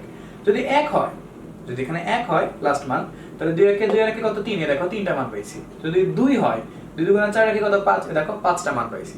যদি 3 হয়, তাহলে 5 দুগুণে 10 আর একে কত? 3 দুগুণে 6 একে কত? 7, এ দেখো আমরা এখানে 7টা মান পাইছি।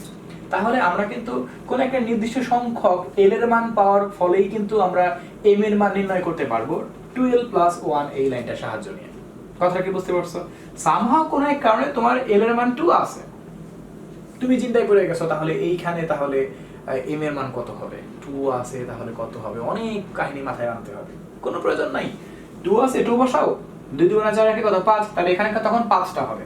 তখন কিন্তু আর এই যে এরকমটা হবে না, এই +3 -3 তখন আর থাকবে না, কারণ এখানে 2 আছে।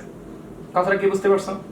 সো বিষয়টা তোমার জন্য খুবই সোজা হবে। তবে যদি তুমি এই লাইনটা মনে রাখতে না চাও, তাতেও কোনো সমস্যা আছে বলে আমার কাছে মনে হয় না। কারণ এখানে যে নাম্বারটা থাকবে, সেই নাম্বারটাকে তুমি সংখ্যা রেখার মতো করে কল্পনা করে সহজেই প্লাস মাইনাস আকারে তুমি এম এর মানটাকে লিখে ফেলতে পারবে। এই লাইনটা তোমার আলাদাভাবে তুমি যদি মনে রাখতে নাও চাও, তাতে কোনো কিছু আসে যাবে না। বুঝতে পারছো? অর্থাৎ আমরা খুব সহজেই এল এর মান এর উপর ডিপেন্ড করে আমরা এম এর মানটাকেও নির্ণয় করতে পারি। এটা হলো মূলত ম্যাগনেটিক কোয়ান্টাম সংখ্যা। এরপরে আমরা যে টপিকটার মধ্যে আসবো, আমাদের 4 নাম্বার পার্ট যেটা ছিল, সেটাকে বলা হচ্ছে স্পিন কোয়ান্টাম সংখ্যা। দেখা যাক স্পিন কোয়ান্টাম সংখ্যা বলতে কি বোঝায়। তবে এটা শুরু করার আগেই বলে রাখি, স্পিন কোয়ান্টাম সংখ্যা আবার ম্যাগনেটিক কোয়ান্টাম সংখ্যার উপর ডিপেন্ডেন্ট। সবগুলো একটার সাথে আরেকটা কানেক্টেড।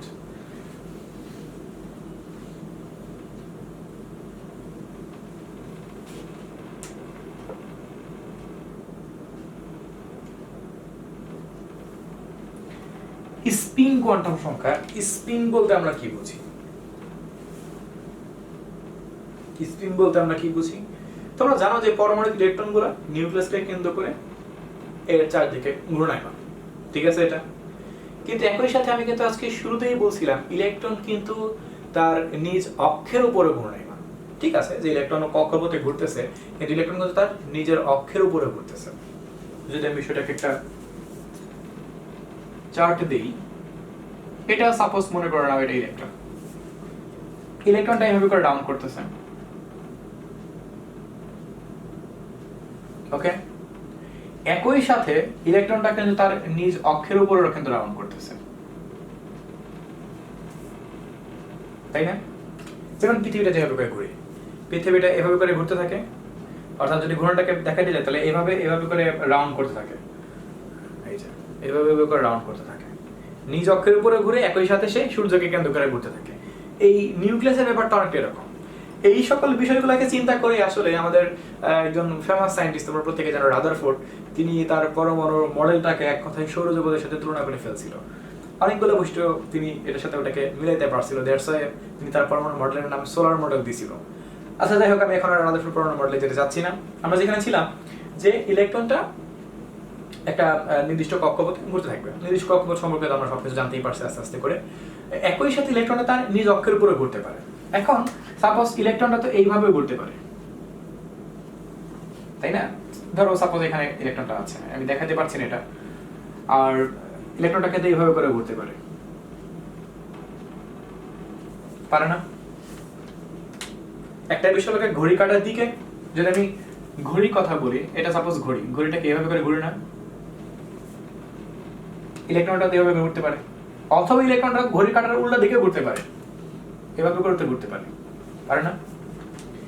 এই যে ইলেকট্রনটা কোন দিকে ঘুরবে, অর্থাৎ ঘড়ি কাটার দিকে ঘুরবে নাকি ঘড়ি কাটার বিপরীত দিকে ঘুরবে, এর উপর ভিত্তি করে স্পিন কোয়ান্টাম সংখ্যা সম্পর্কে সায়েন্টিস্ট ব্যাক অ্যান্ড স্মিথ, স্মিথের সায়েন্টিস্টের ফুল মিল হবে গুড স্মিথ, এই দুইজন সায়েন্টিস্ট গবেষণা করে স্পিন কোয়ান্টাম সংখ্যা সম্পর্কে উদ্ভাবন করছিল।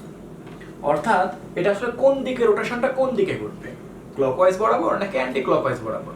আমি আবারও বলতেছি, ইলেকট্রন অনবরত ঘুরতে থাকবে, এটা পারফেক্ট, এখানে কোনো সন্দেহ নাই। কিন্তু একই সাথে ইলেকট্রন তার নিজ অক্ষের উপরেও ঘুরতে পারে। এখন এই নিজ অক্ষের উপরে ঘোরাটা সেটা কোন দিকে হবে, ঘড়ি কাঁটার দিকে হবে নাকি ঘড়ি কাঁটার বিপরীত দিকে হবে, এর উপর ভিত্তি করে এই টপিকটার নাম দেওয়া হচ্ছে স্পিন কোয়ান্টাম সংখ্যা। আশা করি তোমরা স্পিন বলতে বোঝানো হচ্ছে। তবে স্পিন কোয়ান্টাম সংখ্যাকে প্রকাশ করা হয় কি দ্বারা, আমরা এখন একটু জানার চেষ্টা করি।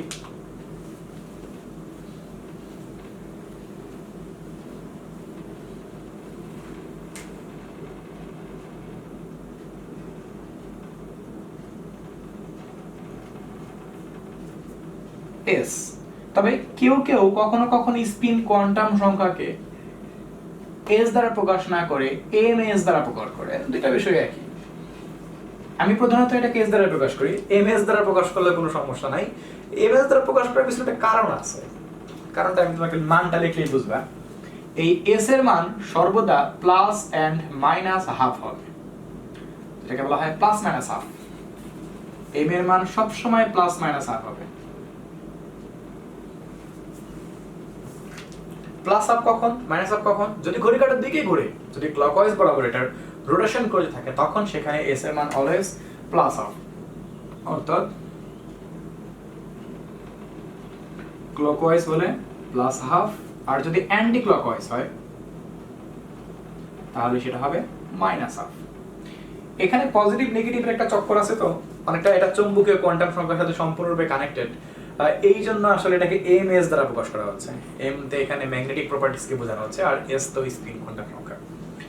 সো এটা হলো স্পিন কোয়ান্টাম সংখ্যা এস, এবং এস এর মান এখানে অলওয়েজ প্লাস অথবা মাইনাস হাফ এখানে হতে পারবে। তবে এটা ডিপেন্ড করতেছে এটা কোন দিকে ঘুরতেছে, ঘড়ি কাঁটার দিকে ঘুরতেছে নাকি ঘড়ি কাঁটার বিপরীত দিকে ঘুরতেছে।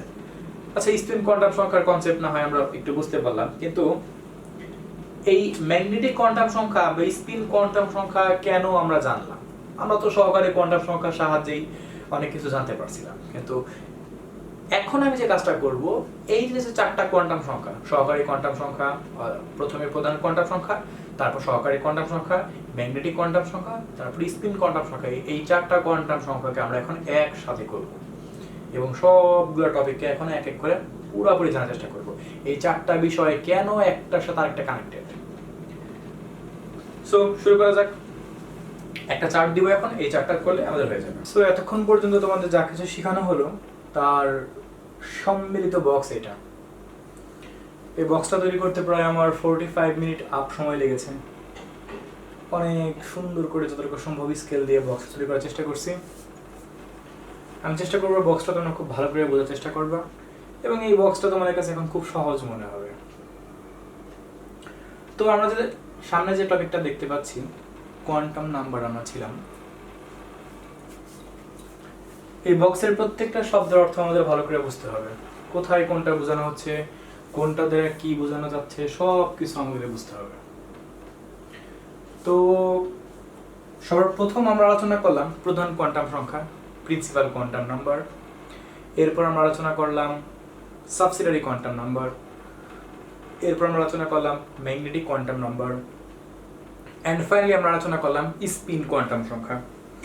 স্পিন কোয়ান্টাম নাম্বারের মধ্যে তোমাদের একটু মনে করে দেখো, তোমাদের আমি দেখাইছিলাম s equal to plus minus half. S এর মান অলওয়েজ প্লাস হাফ অথবা মাইনাস হাফ হতে পারবে। যদি ক্লকওয়াইজ হয় তাহলে প্লাস হাফ, আর যদি অ্যান্টি ক্লকওয়াইজ হয় তাহলে মাইনাস হাফ।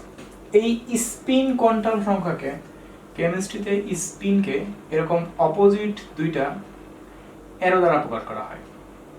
এটা অ্যাকচুয়ালি স্পিন, দেখতে পাচ্ছ তোমরা সবাই, দুইটা অপোজিট অ্যারো দ্বারা প্রকাশ করা হয়, একটা আপার একটা লোয়ার।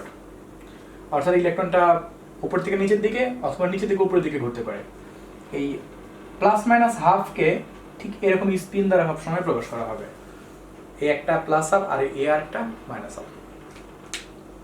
তো এবার আমরা আমাদের এই বক্সটার সবকিছুর মূল চলে যাই এক এক করে, সবকিছুতে যে কোথায় কি দেখানো হলো, কিভাবে কি বোঝানো হলো, সবকিছু আমরা এখন একটু দেখবো। দেখো প্রথমে লেখা আছে এনার্জি শেল n সমান 1, n সমান 2, n সমান 3, n সমান 4, n সমান 5, এরকম 6 আর অনেক আছে, কিন্তু আমরা 4 পর্যন্ত আলোচনা করব। 5, 6, 7 আলোচনা করলে করা যায়, কিন্তু সেগুলো আমাদের 118টার বাইরে চলে আসবে, এই জন্য আমরা ওগুলো আলোচনা করতে এখন চাচ্ছি না। সো n সমান 1 বলতে তোমরা জানো সবাই, এটা k শেল, এটা l, এটা এম, এটা এন, শেল মানে কক্ষপথ, যদি আমি শেলের কথা বলি। তাহলে এদের সাবশেল বলতে এখানে উপকক্ষপথ অর্থাৎ এল এর মানকে বোঝানো হচ্ছে। তাহলে তোমরা জানোই এল সমান 1 হলে এল এর মান কত হবে 0, এন সমান 2 হলে এল এর মান কত হবে 0 1, এন সমান 3 হলে ভালো করে তাকায় দেখো এল এর মান 0 1 2, এল সমান 4 হলে এল এর মান 0 1 2 3। এগুলো আমাদের সবগুলোই আজকে আমরা জানতে পারছি, কিভাবে কি হলো না হলো সবকিছু আমরা জানতে পারছি। এরপর আমরা মাঝখানে একটা বড় একটা বক্স তোমরা দেখতে পাচ্ছ, এই বক্সটার নাম হলো অরবিটাল। অর্থাৎ 0 যখন হয় তখন 1 এর জন্য কি হয় 1s, 2 এর জন্য কি হবে 2s, আর 1 এর জন্য 2p। 1 এর জন্য কি হয় 2p, তোমাদের মনে আছে এটা 3s, তারপরে 3p, তারপর 3d, 4s, 4p, 4d, 4f। এগুলা বুঝতে পারছো। কিন্তু আমরা কিন্তু ম্যাগনেটিক কোয়ান্টাম সংখ্যা কিছুক্ষণ আগে বের করে নিয়ে আসছি। আমরা ম্যাগনেটিক কোয়ান্টাম সম্পর্কে আমরা জানতে পারছিলাম কিভাবে, যে ম্যাগনেটিক কোয়ান্টাম সংখ্যা কিন্তু এল এর লাস্ট মানটার উপর নির্ভরশীল, অর্থাৎ এল এর মানের উপর নির্ভরশীল হলো এম এর মান। সো মনে করে দেখো একটা আমি তোমাদের দেখাইছিলাম যে এল এর মান যদি 0 হয় এম এর মান কত হবে, এম এর মান কত হবে 0 হবে। আর যদি এল এর মান 0 হয় এম এর মান 0, কিন্তু এল এর মান যদি 1 হয় এল এর মান কত হবে, এম এর মান কত হবে 0 প্লাস মাইনাস 1, মনে আছে? এই দেখো প্লাস 1 মাইনাস 1 0, 0 এর বেলায় 0ই, কিন্তু 1 এর বেলায় 0 প্লাস মাইনাস 1, 2 এর বেলায় 0 প্লাস মাইনাস 2 প্লাস মাইনাস 1। একটু আগে কিন্তু তোমাদের দেখাইছি যে 0 যদি হয় এল এর মান এম এর মান কত হবে 0, কোনো সন্দেহ নাই। কিন্তু এল এর মান যদি 1 হয় এম এর মান কত হবে 0, তো হবেই, সবসময় 0 হবেই। এম এর মান যদি এল এর মান যদি 1 হয় এম এর মান কত হবে প্লাস মাইনাস 1 আর 0 হবে। আর যদি 2 হয় তাহলে প্লাস মাইনাস 2 প্লাস মাইনাস 1 আর 0। ব্যাপারটা কি বুঝতে পারছো? অথবা তুমি চাইলে ওই সূত্রটা ইউজ করতে পারো 2l প্লাস 1, মনে করে দেখো। এই দেখো যদি l এর মান 2 হয় 2 দুগুণা 4 কি কত 5, তাহলে তোমাকে 5টা মান থাকতে হবে। এই দেখো n এর মান 2 এর জায়গায় আমি m এর 5টা মান লিখছি -2 -1 0 1 2, বুঝতে পারছো? আবার যদি l এর মান 3 হয়, এখানে যদি 3 বসাই 3 দুগুণা 6 কি কত 7, তাহলে এখানে কয়টা হবে m এর মান 7টা মান। এই দেখো -3 -2 -1 0 1 2 3, 3 কে প্লাস মাইনাস 3 হিসাব করবা, 3 এর থেকে নিচে কম নিচে চলে আসবে, নিচে কত আসবে 2 আছে, তার মানে প্লাস মাইনাস 2 হিসাব করবা, 2 থেকে নিচে আসবা কত আছে 1, তাহলে প্লাস মাইনাস 1 হিসাব করবা, আর 0 তো থাকবেই। তাহলে বুঝতে পারছো m এর মানগুলা কিভাবে l এর মানগুলোর উপর নির্ভরশীল। এটা কিন্তু আমরা ম্যাগনেটিক কোয়ান্টাম সংখ্যা যখন জেনে আসছি তখনই কিন্তু আমরা এই বিষয়টা বুঝতে পারছি। বিষয়টাকে আমি আরো একবার তোমাদের জন্য বলছি, খুব মনোযোগ দিয়ে শুনবা, কারণ বিষয়টা খুব সিরিয়াস। এটা না বুঝতে পারলে কিছুই বুঝতে পারবে না এই বক্সের। আর এই বক্সটা না বুঝতে পারলে কোয়ান্টাম নাম্বার পড়াটা পুরোটাই আমি সম্পূর্ণরূপে ব্যর্থ হয়ে যাব। আর আমি চাচ্ছি না আমি ব্যর্থ হওয়ার জন্য, আমি চাচ্ছি বিষয়টা তোমাদের খুব ভালো করে শেখানোর জন্য। এই জন্য তোমরা খুব ভালো করে মনোযোগ দিয়ে দেখো। এল এর মান যখন 0 এম এর মান 0, সেখানে কোনো সন্দেহ নাই, কারণ এখানে যদি 0 বসাও এই সূত্রের মধ্যে তাকায় দেখো, তাহলে তুমি এখানে উপাদান পাবা কটা একটা। দেখো এখানে এম এর মান 0 মানে একটা আছে। যদি 0 হয় তাহলে তো এম 0ই, কোনো সন্দেহ নাই। আর যদি এখানে 1 হয়, 1 যদি এখানে তুমি বসাও তাহলে কয়টা মান পাবা 3টা। তার মানে 3টা মানে কত 1 এর 3টা মান কি কি আসবে -1 +1 আর 0। আর যদি তুমি সেম ভাবে এখানে তো 0 বসানো বুঝতেই পারছো, 1 বসানো বুঝতেই পারছো, যদি তুমি 2 বসাও এখানে যদি 2 বসাও তাহলে মান পাবা কত 5 পাবা।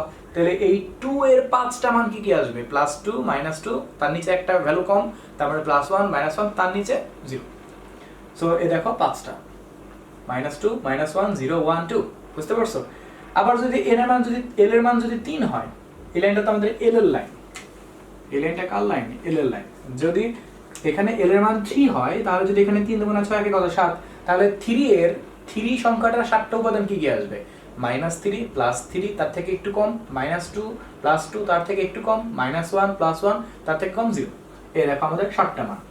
এখন কথা হচ্ছে যে আমরা কিন্তু ম্যাগনেটিক কোয়ান্টাম সংখ্যার সাহায্যে কেবলমাত্র প্লাস বা মাইনাস সম্পর্কে জানতে পারলাম, ঠিক আছে? কিন্তু আমরা কিন্তু যখন প্রধান কোয়ান্টাম সংখ্যা জানছি তখন সেখানে কোনো প্লাস মাইনাস ছিল না। যখন আমরা সহকারী কোয়ান্টাম সংখ্যা অর্থাৎ সাবসিডিয়ারি কোয়ান্টাম নাম্বার যখন আমরা জানছি সেখানে কিন্তু কোনো প্লাস মাইনাস ছিল না। কিন্তু যখন চুম্বকীয় কোয়ান্টাম সংখ্যা চলে আসলো তখনই সেখানে আকর্ষণ বিকর্ষণের জন্য প্লাস অর মাইনাস চিহ্নটা কিন্তু আলটিমেটলি চলে আসছে যখন ম্যাগনেটিক কোয়ান্টাম সংখ্যা টপিকটা আমরা আলোচনা করলাম। তাহলে এখন আমাদের একটু জানতে হবে যে এই জিনিসগুলা আসলে কি। যেমন তুমি জানতে পারছো 0 মানে s, 1 মানে p, মনে করে দেখো, আর 2 মানে d, 3 মানে কি f, এই সংখ্যাগুলোকে SPDF দ্বারা প্রকাশ করা হচ্ছে। কোন সংখ্যাগুলোকে? এই নাম্বারগুলোকে। 0 কে s দ্বারা, 1 কে p দ্বারা, 2 কে d দ্বারা আর 3 কে f দ্বারা। বুঝতে পারছো কথা কি বলছি? যে আমি একদম শুরুতে আলোচনা করছি।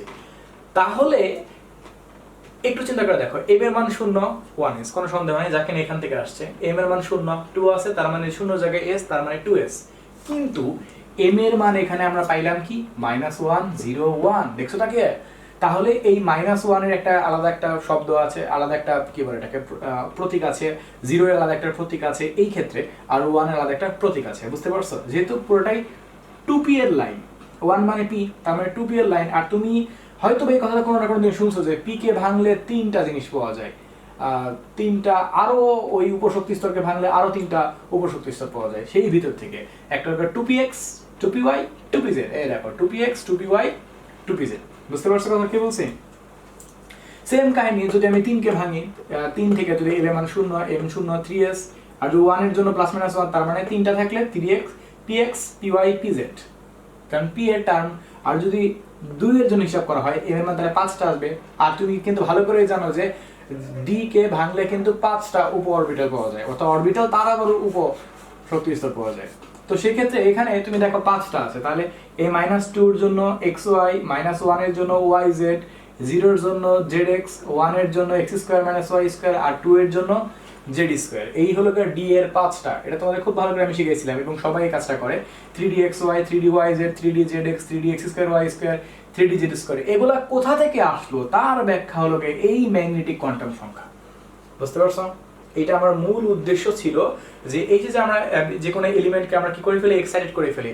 এক্সাইটেড করলে বিভিন্ন ভেঙে যায়। যেমন s কে ভাঙলে কিন্তু কিছু পাওয়া যায় না, p কে ভাঙলে 3টা পাওয়া যায়, px py pz, d কে ভাঙলে 5টা পাওয়া যায়, f কে ভাঙলে 7টা পাওয়া যায়। আমি f এরটাও দেখাইছি, যদিও এটা তোমরা ইন্টারমিডিয়েট লেভেলেও কখনো পাবা না। আচ্ছা, এখন কথা হচ্ছে এখানে যে তোমার d কে ভাঙলে 5টা পাওয়া যায়। এখন সেই 5টা তোমরা সবাই শুনছো, xy yz zx x² y² আর z², কিন্তু এই 5টা কোথা থেকে আসে তা কিন্তু তোমরা জানো না। এই px py pz যে কোথা থেকে আসে তা তোমরা জানো না। এই জন্য আমি ম্যাগনেটিক কোয়ান্টাম সংখ্যা সম্পর্কে তোমাদের ব্যাখ্যা দিলাম। এই দেখো, এই 3টা পার্টকে এই 3টা অক্ষর দ্বারা প্রকাশ করা হচ্ছে, আবার এই 5টা অংশকে এই 5টা নাম্বারের উপর ভিত্তি করে এদেরকে প্রকাশ করা হচ্ছে। আবার যদি এই 7টা অংশের কথা বলা হয়, আমি 4f একটু পরে আসি, তাহলে কি এই কনসেপ্টটাকে তোমরা বুঝতে পারছো?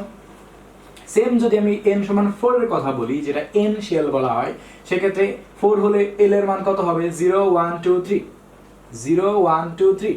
তাহলে 0 যদি হয় 4 এর জন্য 4s 4p 4d 4f। ওই যে 4p কে 4p এর জন্য m কে কিন্তু ভাঙলে কিন্তু 3টা পাওয়া যায়, কারণ 1 আছে। সূত্র অনুসারে যদি ভাঙো তাহলে এখানে কয়টা নাম্বার পাওয়া যাবে? 3টা।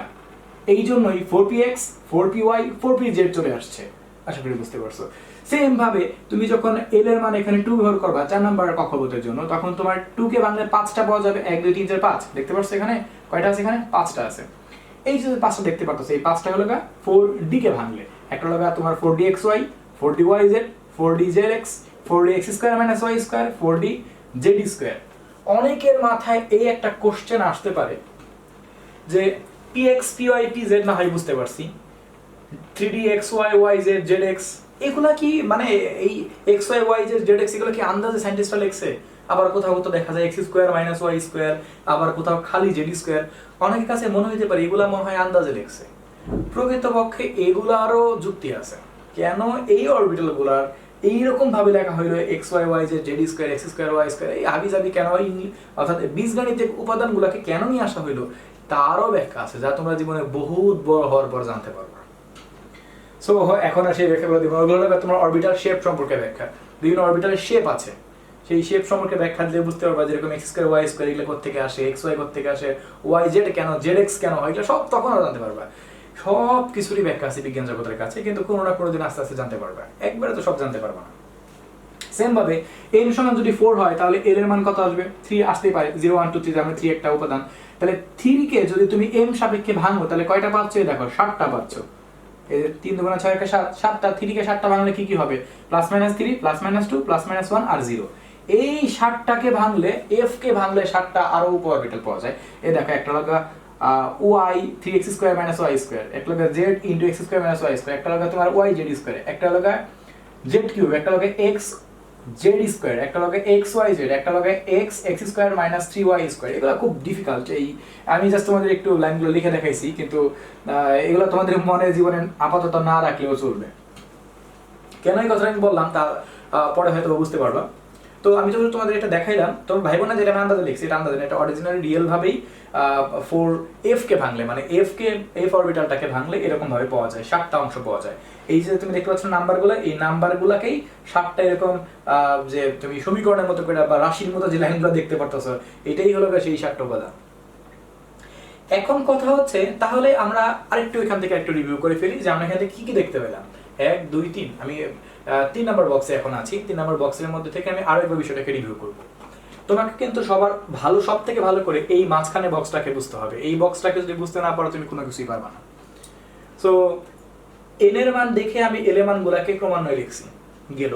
এরপরে এল এর যে সেপারেট যে মানগুলো ছিল 0, তারপর 0 1, তারপর 0 1 2, তারপর 0 1 2 3, এই পৃথক পৃথক মানের সাপেক্ষে আমি প্রত্যেকটার এম এর মানগুলোকে লিস্ট করছি। এই দেখো 0 বরাবর এম এর মান বের করছি, 0 বরাবর এম এর মান বের করছি, 1 বরাবর, 0 বরাবর, 1 বরাবর, 2 বরাবর, 0 বরাবর, 1 বরাবর, 2 বরাবর, 3 বরাবর। অর্থাৎ প্রত্যেকটা এল এর মানের জন্য প্রত্যেকটা এম এর মান বের হবে। কথাটা কি বুঝতে পারছো? প্রত্যেকটা এল এর মানের জন্য প্রত্যেকটা এল এর মান বের হবে। আচ্ছা, এরপরে আমরা যেটা বুঝতে পারলাম যে এম এর মান সমূহের উপর ভিত্তি করে সেই অরবিটাল গুলাকে আরো ভাঙা যায়। যেমন এই যে এখানে 0 আছে, 0 মানে s, 1s, 0 মানে s মানে 2s। কিন্তু যখন আমি এখানে 3টা মান পাইলাম, তখন আবার কেউ ভাইরা ফালায়ও না যে আমি এই 0 মানে s আর এই 1 মানে আমি p লিখবো, তা কিন্তু না, কারণ এটা পুরোটাই 1 থেকে আসছে। এই 1 কি p, তার মানে এই যে p আছে, এই p সাপেক্ষে আমি এটাকে এখন ভাঙা শুরু করব। এই একটা হবে px, py, pz। বুঝতে পারছো? এখন যদি সেম 0 হয়, 0 তো s, 1 যদি হয় তাহলে p সাপেক্ষে 3টা ভাঙবো, px, py, pz। যদি 3 অরবিটাল থাকে, মানে 3 নম্বর অরবিট থাকে, তাহলে 3px, 3py, 3pz। আর 2 সাপেক্ষে 5টা পাওয়া যায় m এর মান, তাহলে এখানে 5টা হয়ে যাবে তাহলে d এর মান। তাহলে xy, yz, zx, x square minus y square, একটা হবে z স্কয়ার। সেম ভাবে যদি আমি 4 নম্বর কক্ষপথের কথা বলি, তাহলে 4 নম্বর কক্ষপথে 0 1 2 3, 0 এর জন্য m এর মান পাওয়া যাবে, 1 এর জন্য m এর মান 3টা পাওয়া যাবে, 2 এর জন্য m এর মান 3টা পাওয়া যাবে, 3 এর জন্য m এর মান 7টা পাওয়া যাবে। সরি, 2 এর জন্য 5টা পাওয়া যাবে, 3 এর জন্য 7টা পাওয়া যাবে। সো এই দেখো একটাই, কারণ এসকে আর কোনো কিছু তুমি পাবো না। কেন অনেকে একটা কোশ্চেন করে ফেলায় যে ভাই p কে ভাঙলে যেরকম px, py, pz পাওয়া যায়, d কে ভাঙলে xy, yz, zx, x square, y square, z square, কত সুন্দর রাশি পাওয়া যায়। s কে কেন সায়েন্টিস্টরা sx, sy বা szz স্কয়ার এরকম ভাবে কেন s কে তারা ভাঙলো না?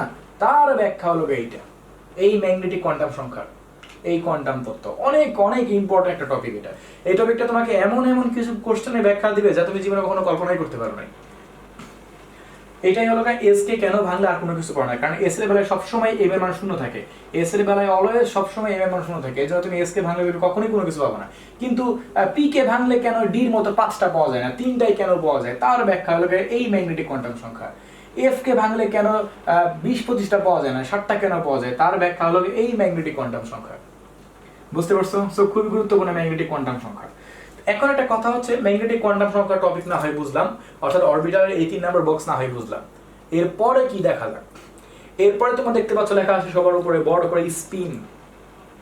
একটু আগে আমি তোমাদের বলছি স্পিনকে কিন্তু প্লাস মাইনাস হাফ দ্বারা প্রকাশ করা হয়, এটাকে দুইটা অ্যারো দ্বারা প্রকাশ করা হয়, আপার এন্ড লোয়ার। দেখতে পাচ্ছ ডুয়েল দিকে অ্যারো চিহ্ন আছে, সো প্লাস এবং মাইনাস হাফ।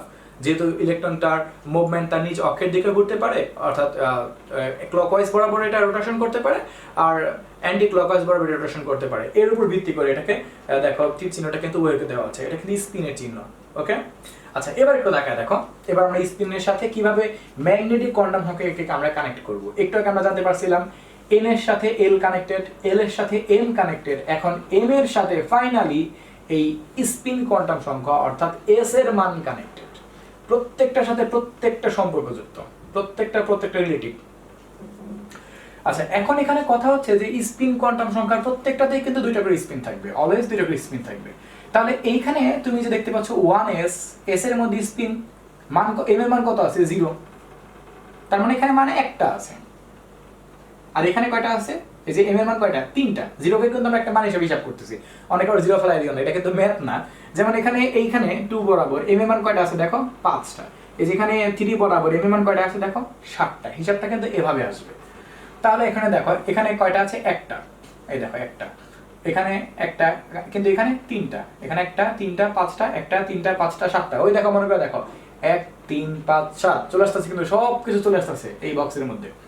তাহলে এখানে আমরা দেখতে পেলাম একটা বক্সের মধ্যে যদি দুইটা স্পিনে ঘোরে, তাহলে এই দেখো দুইটা স্পিন আমি দিয়ে ফেলছি, আপার এন্ড লোয়ার।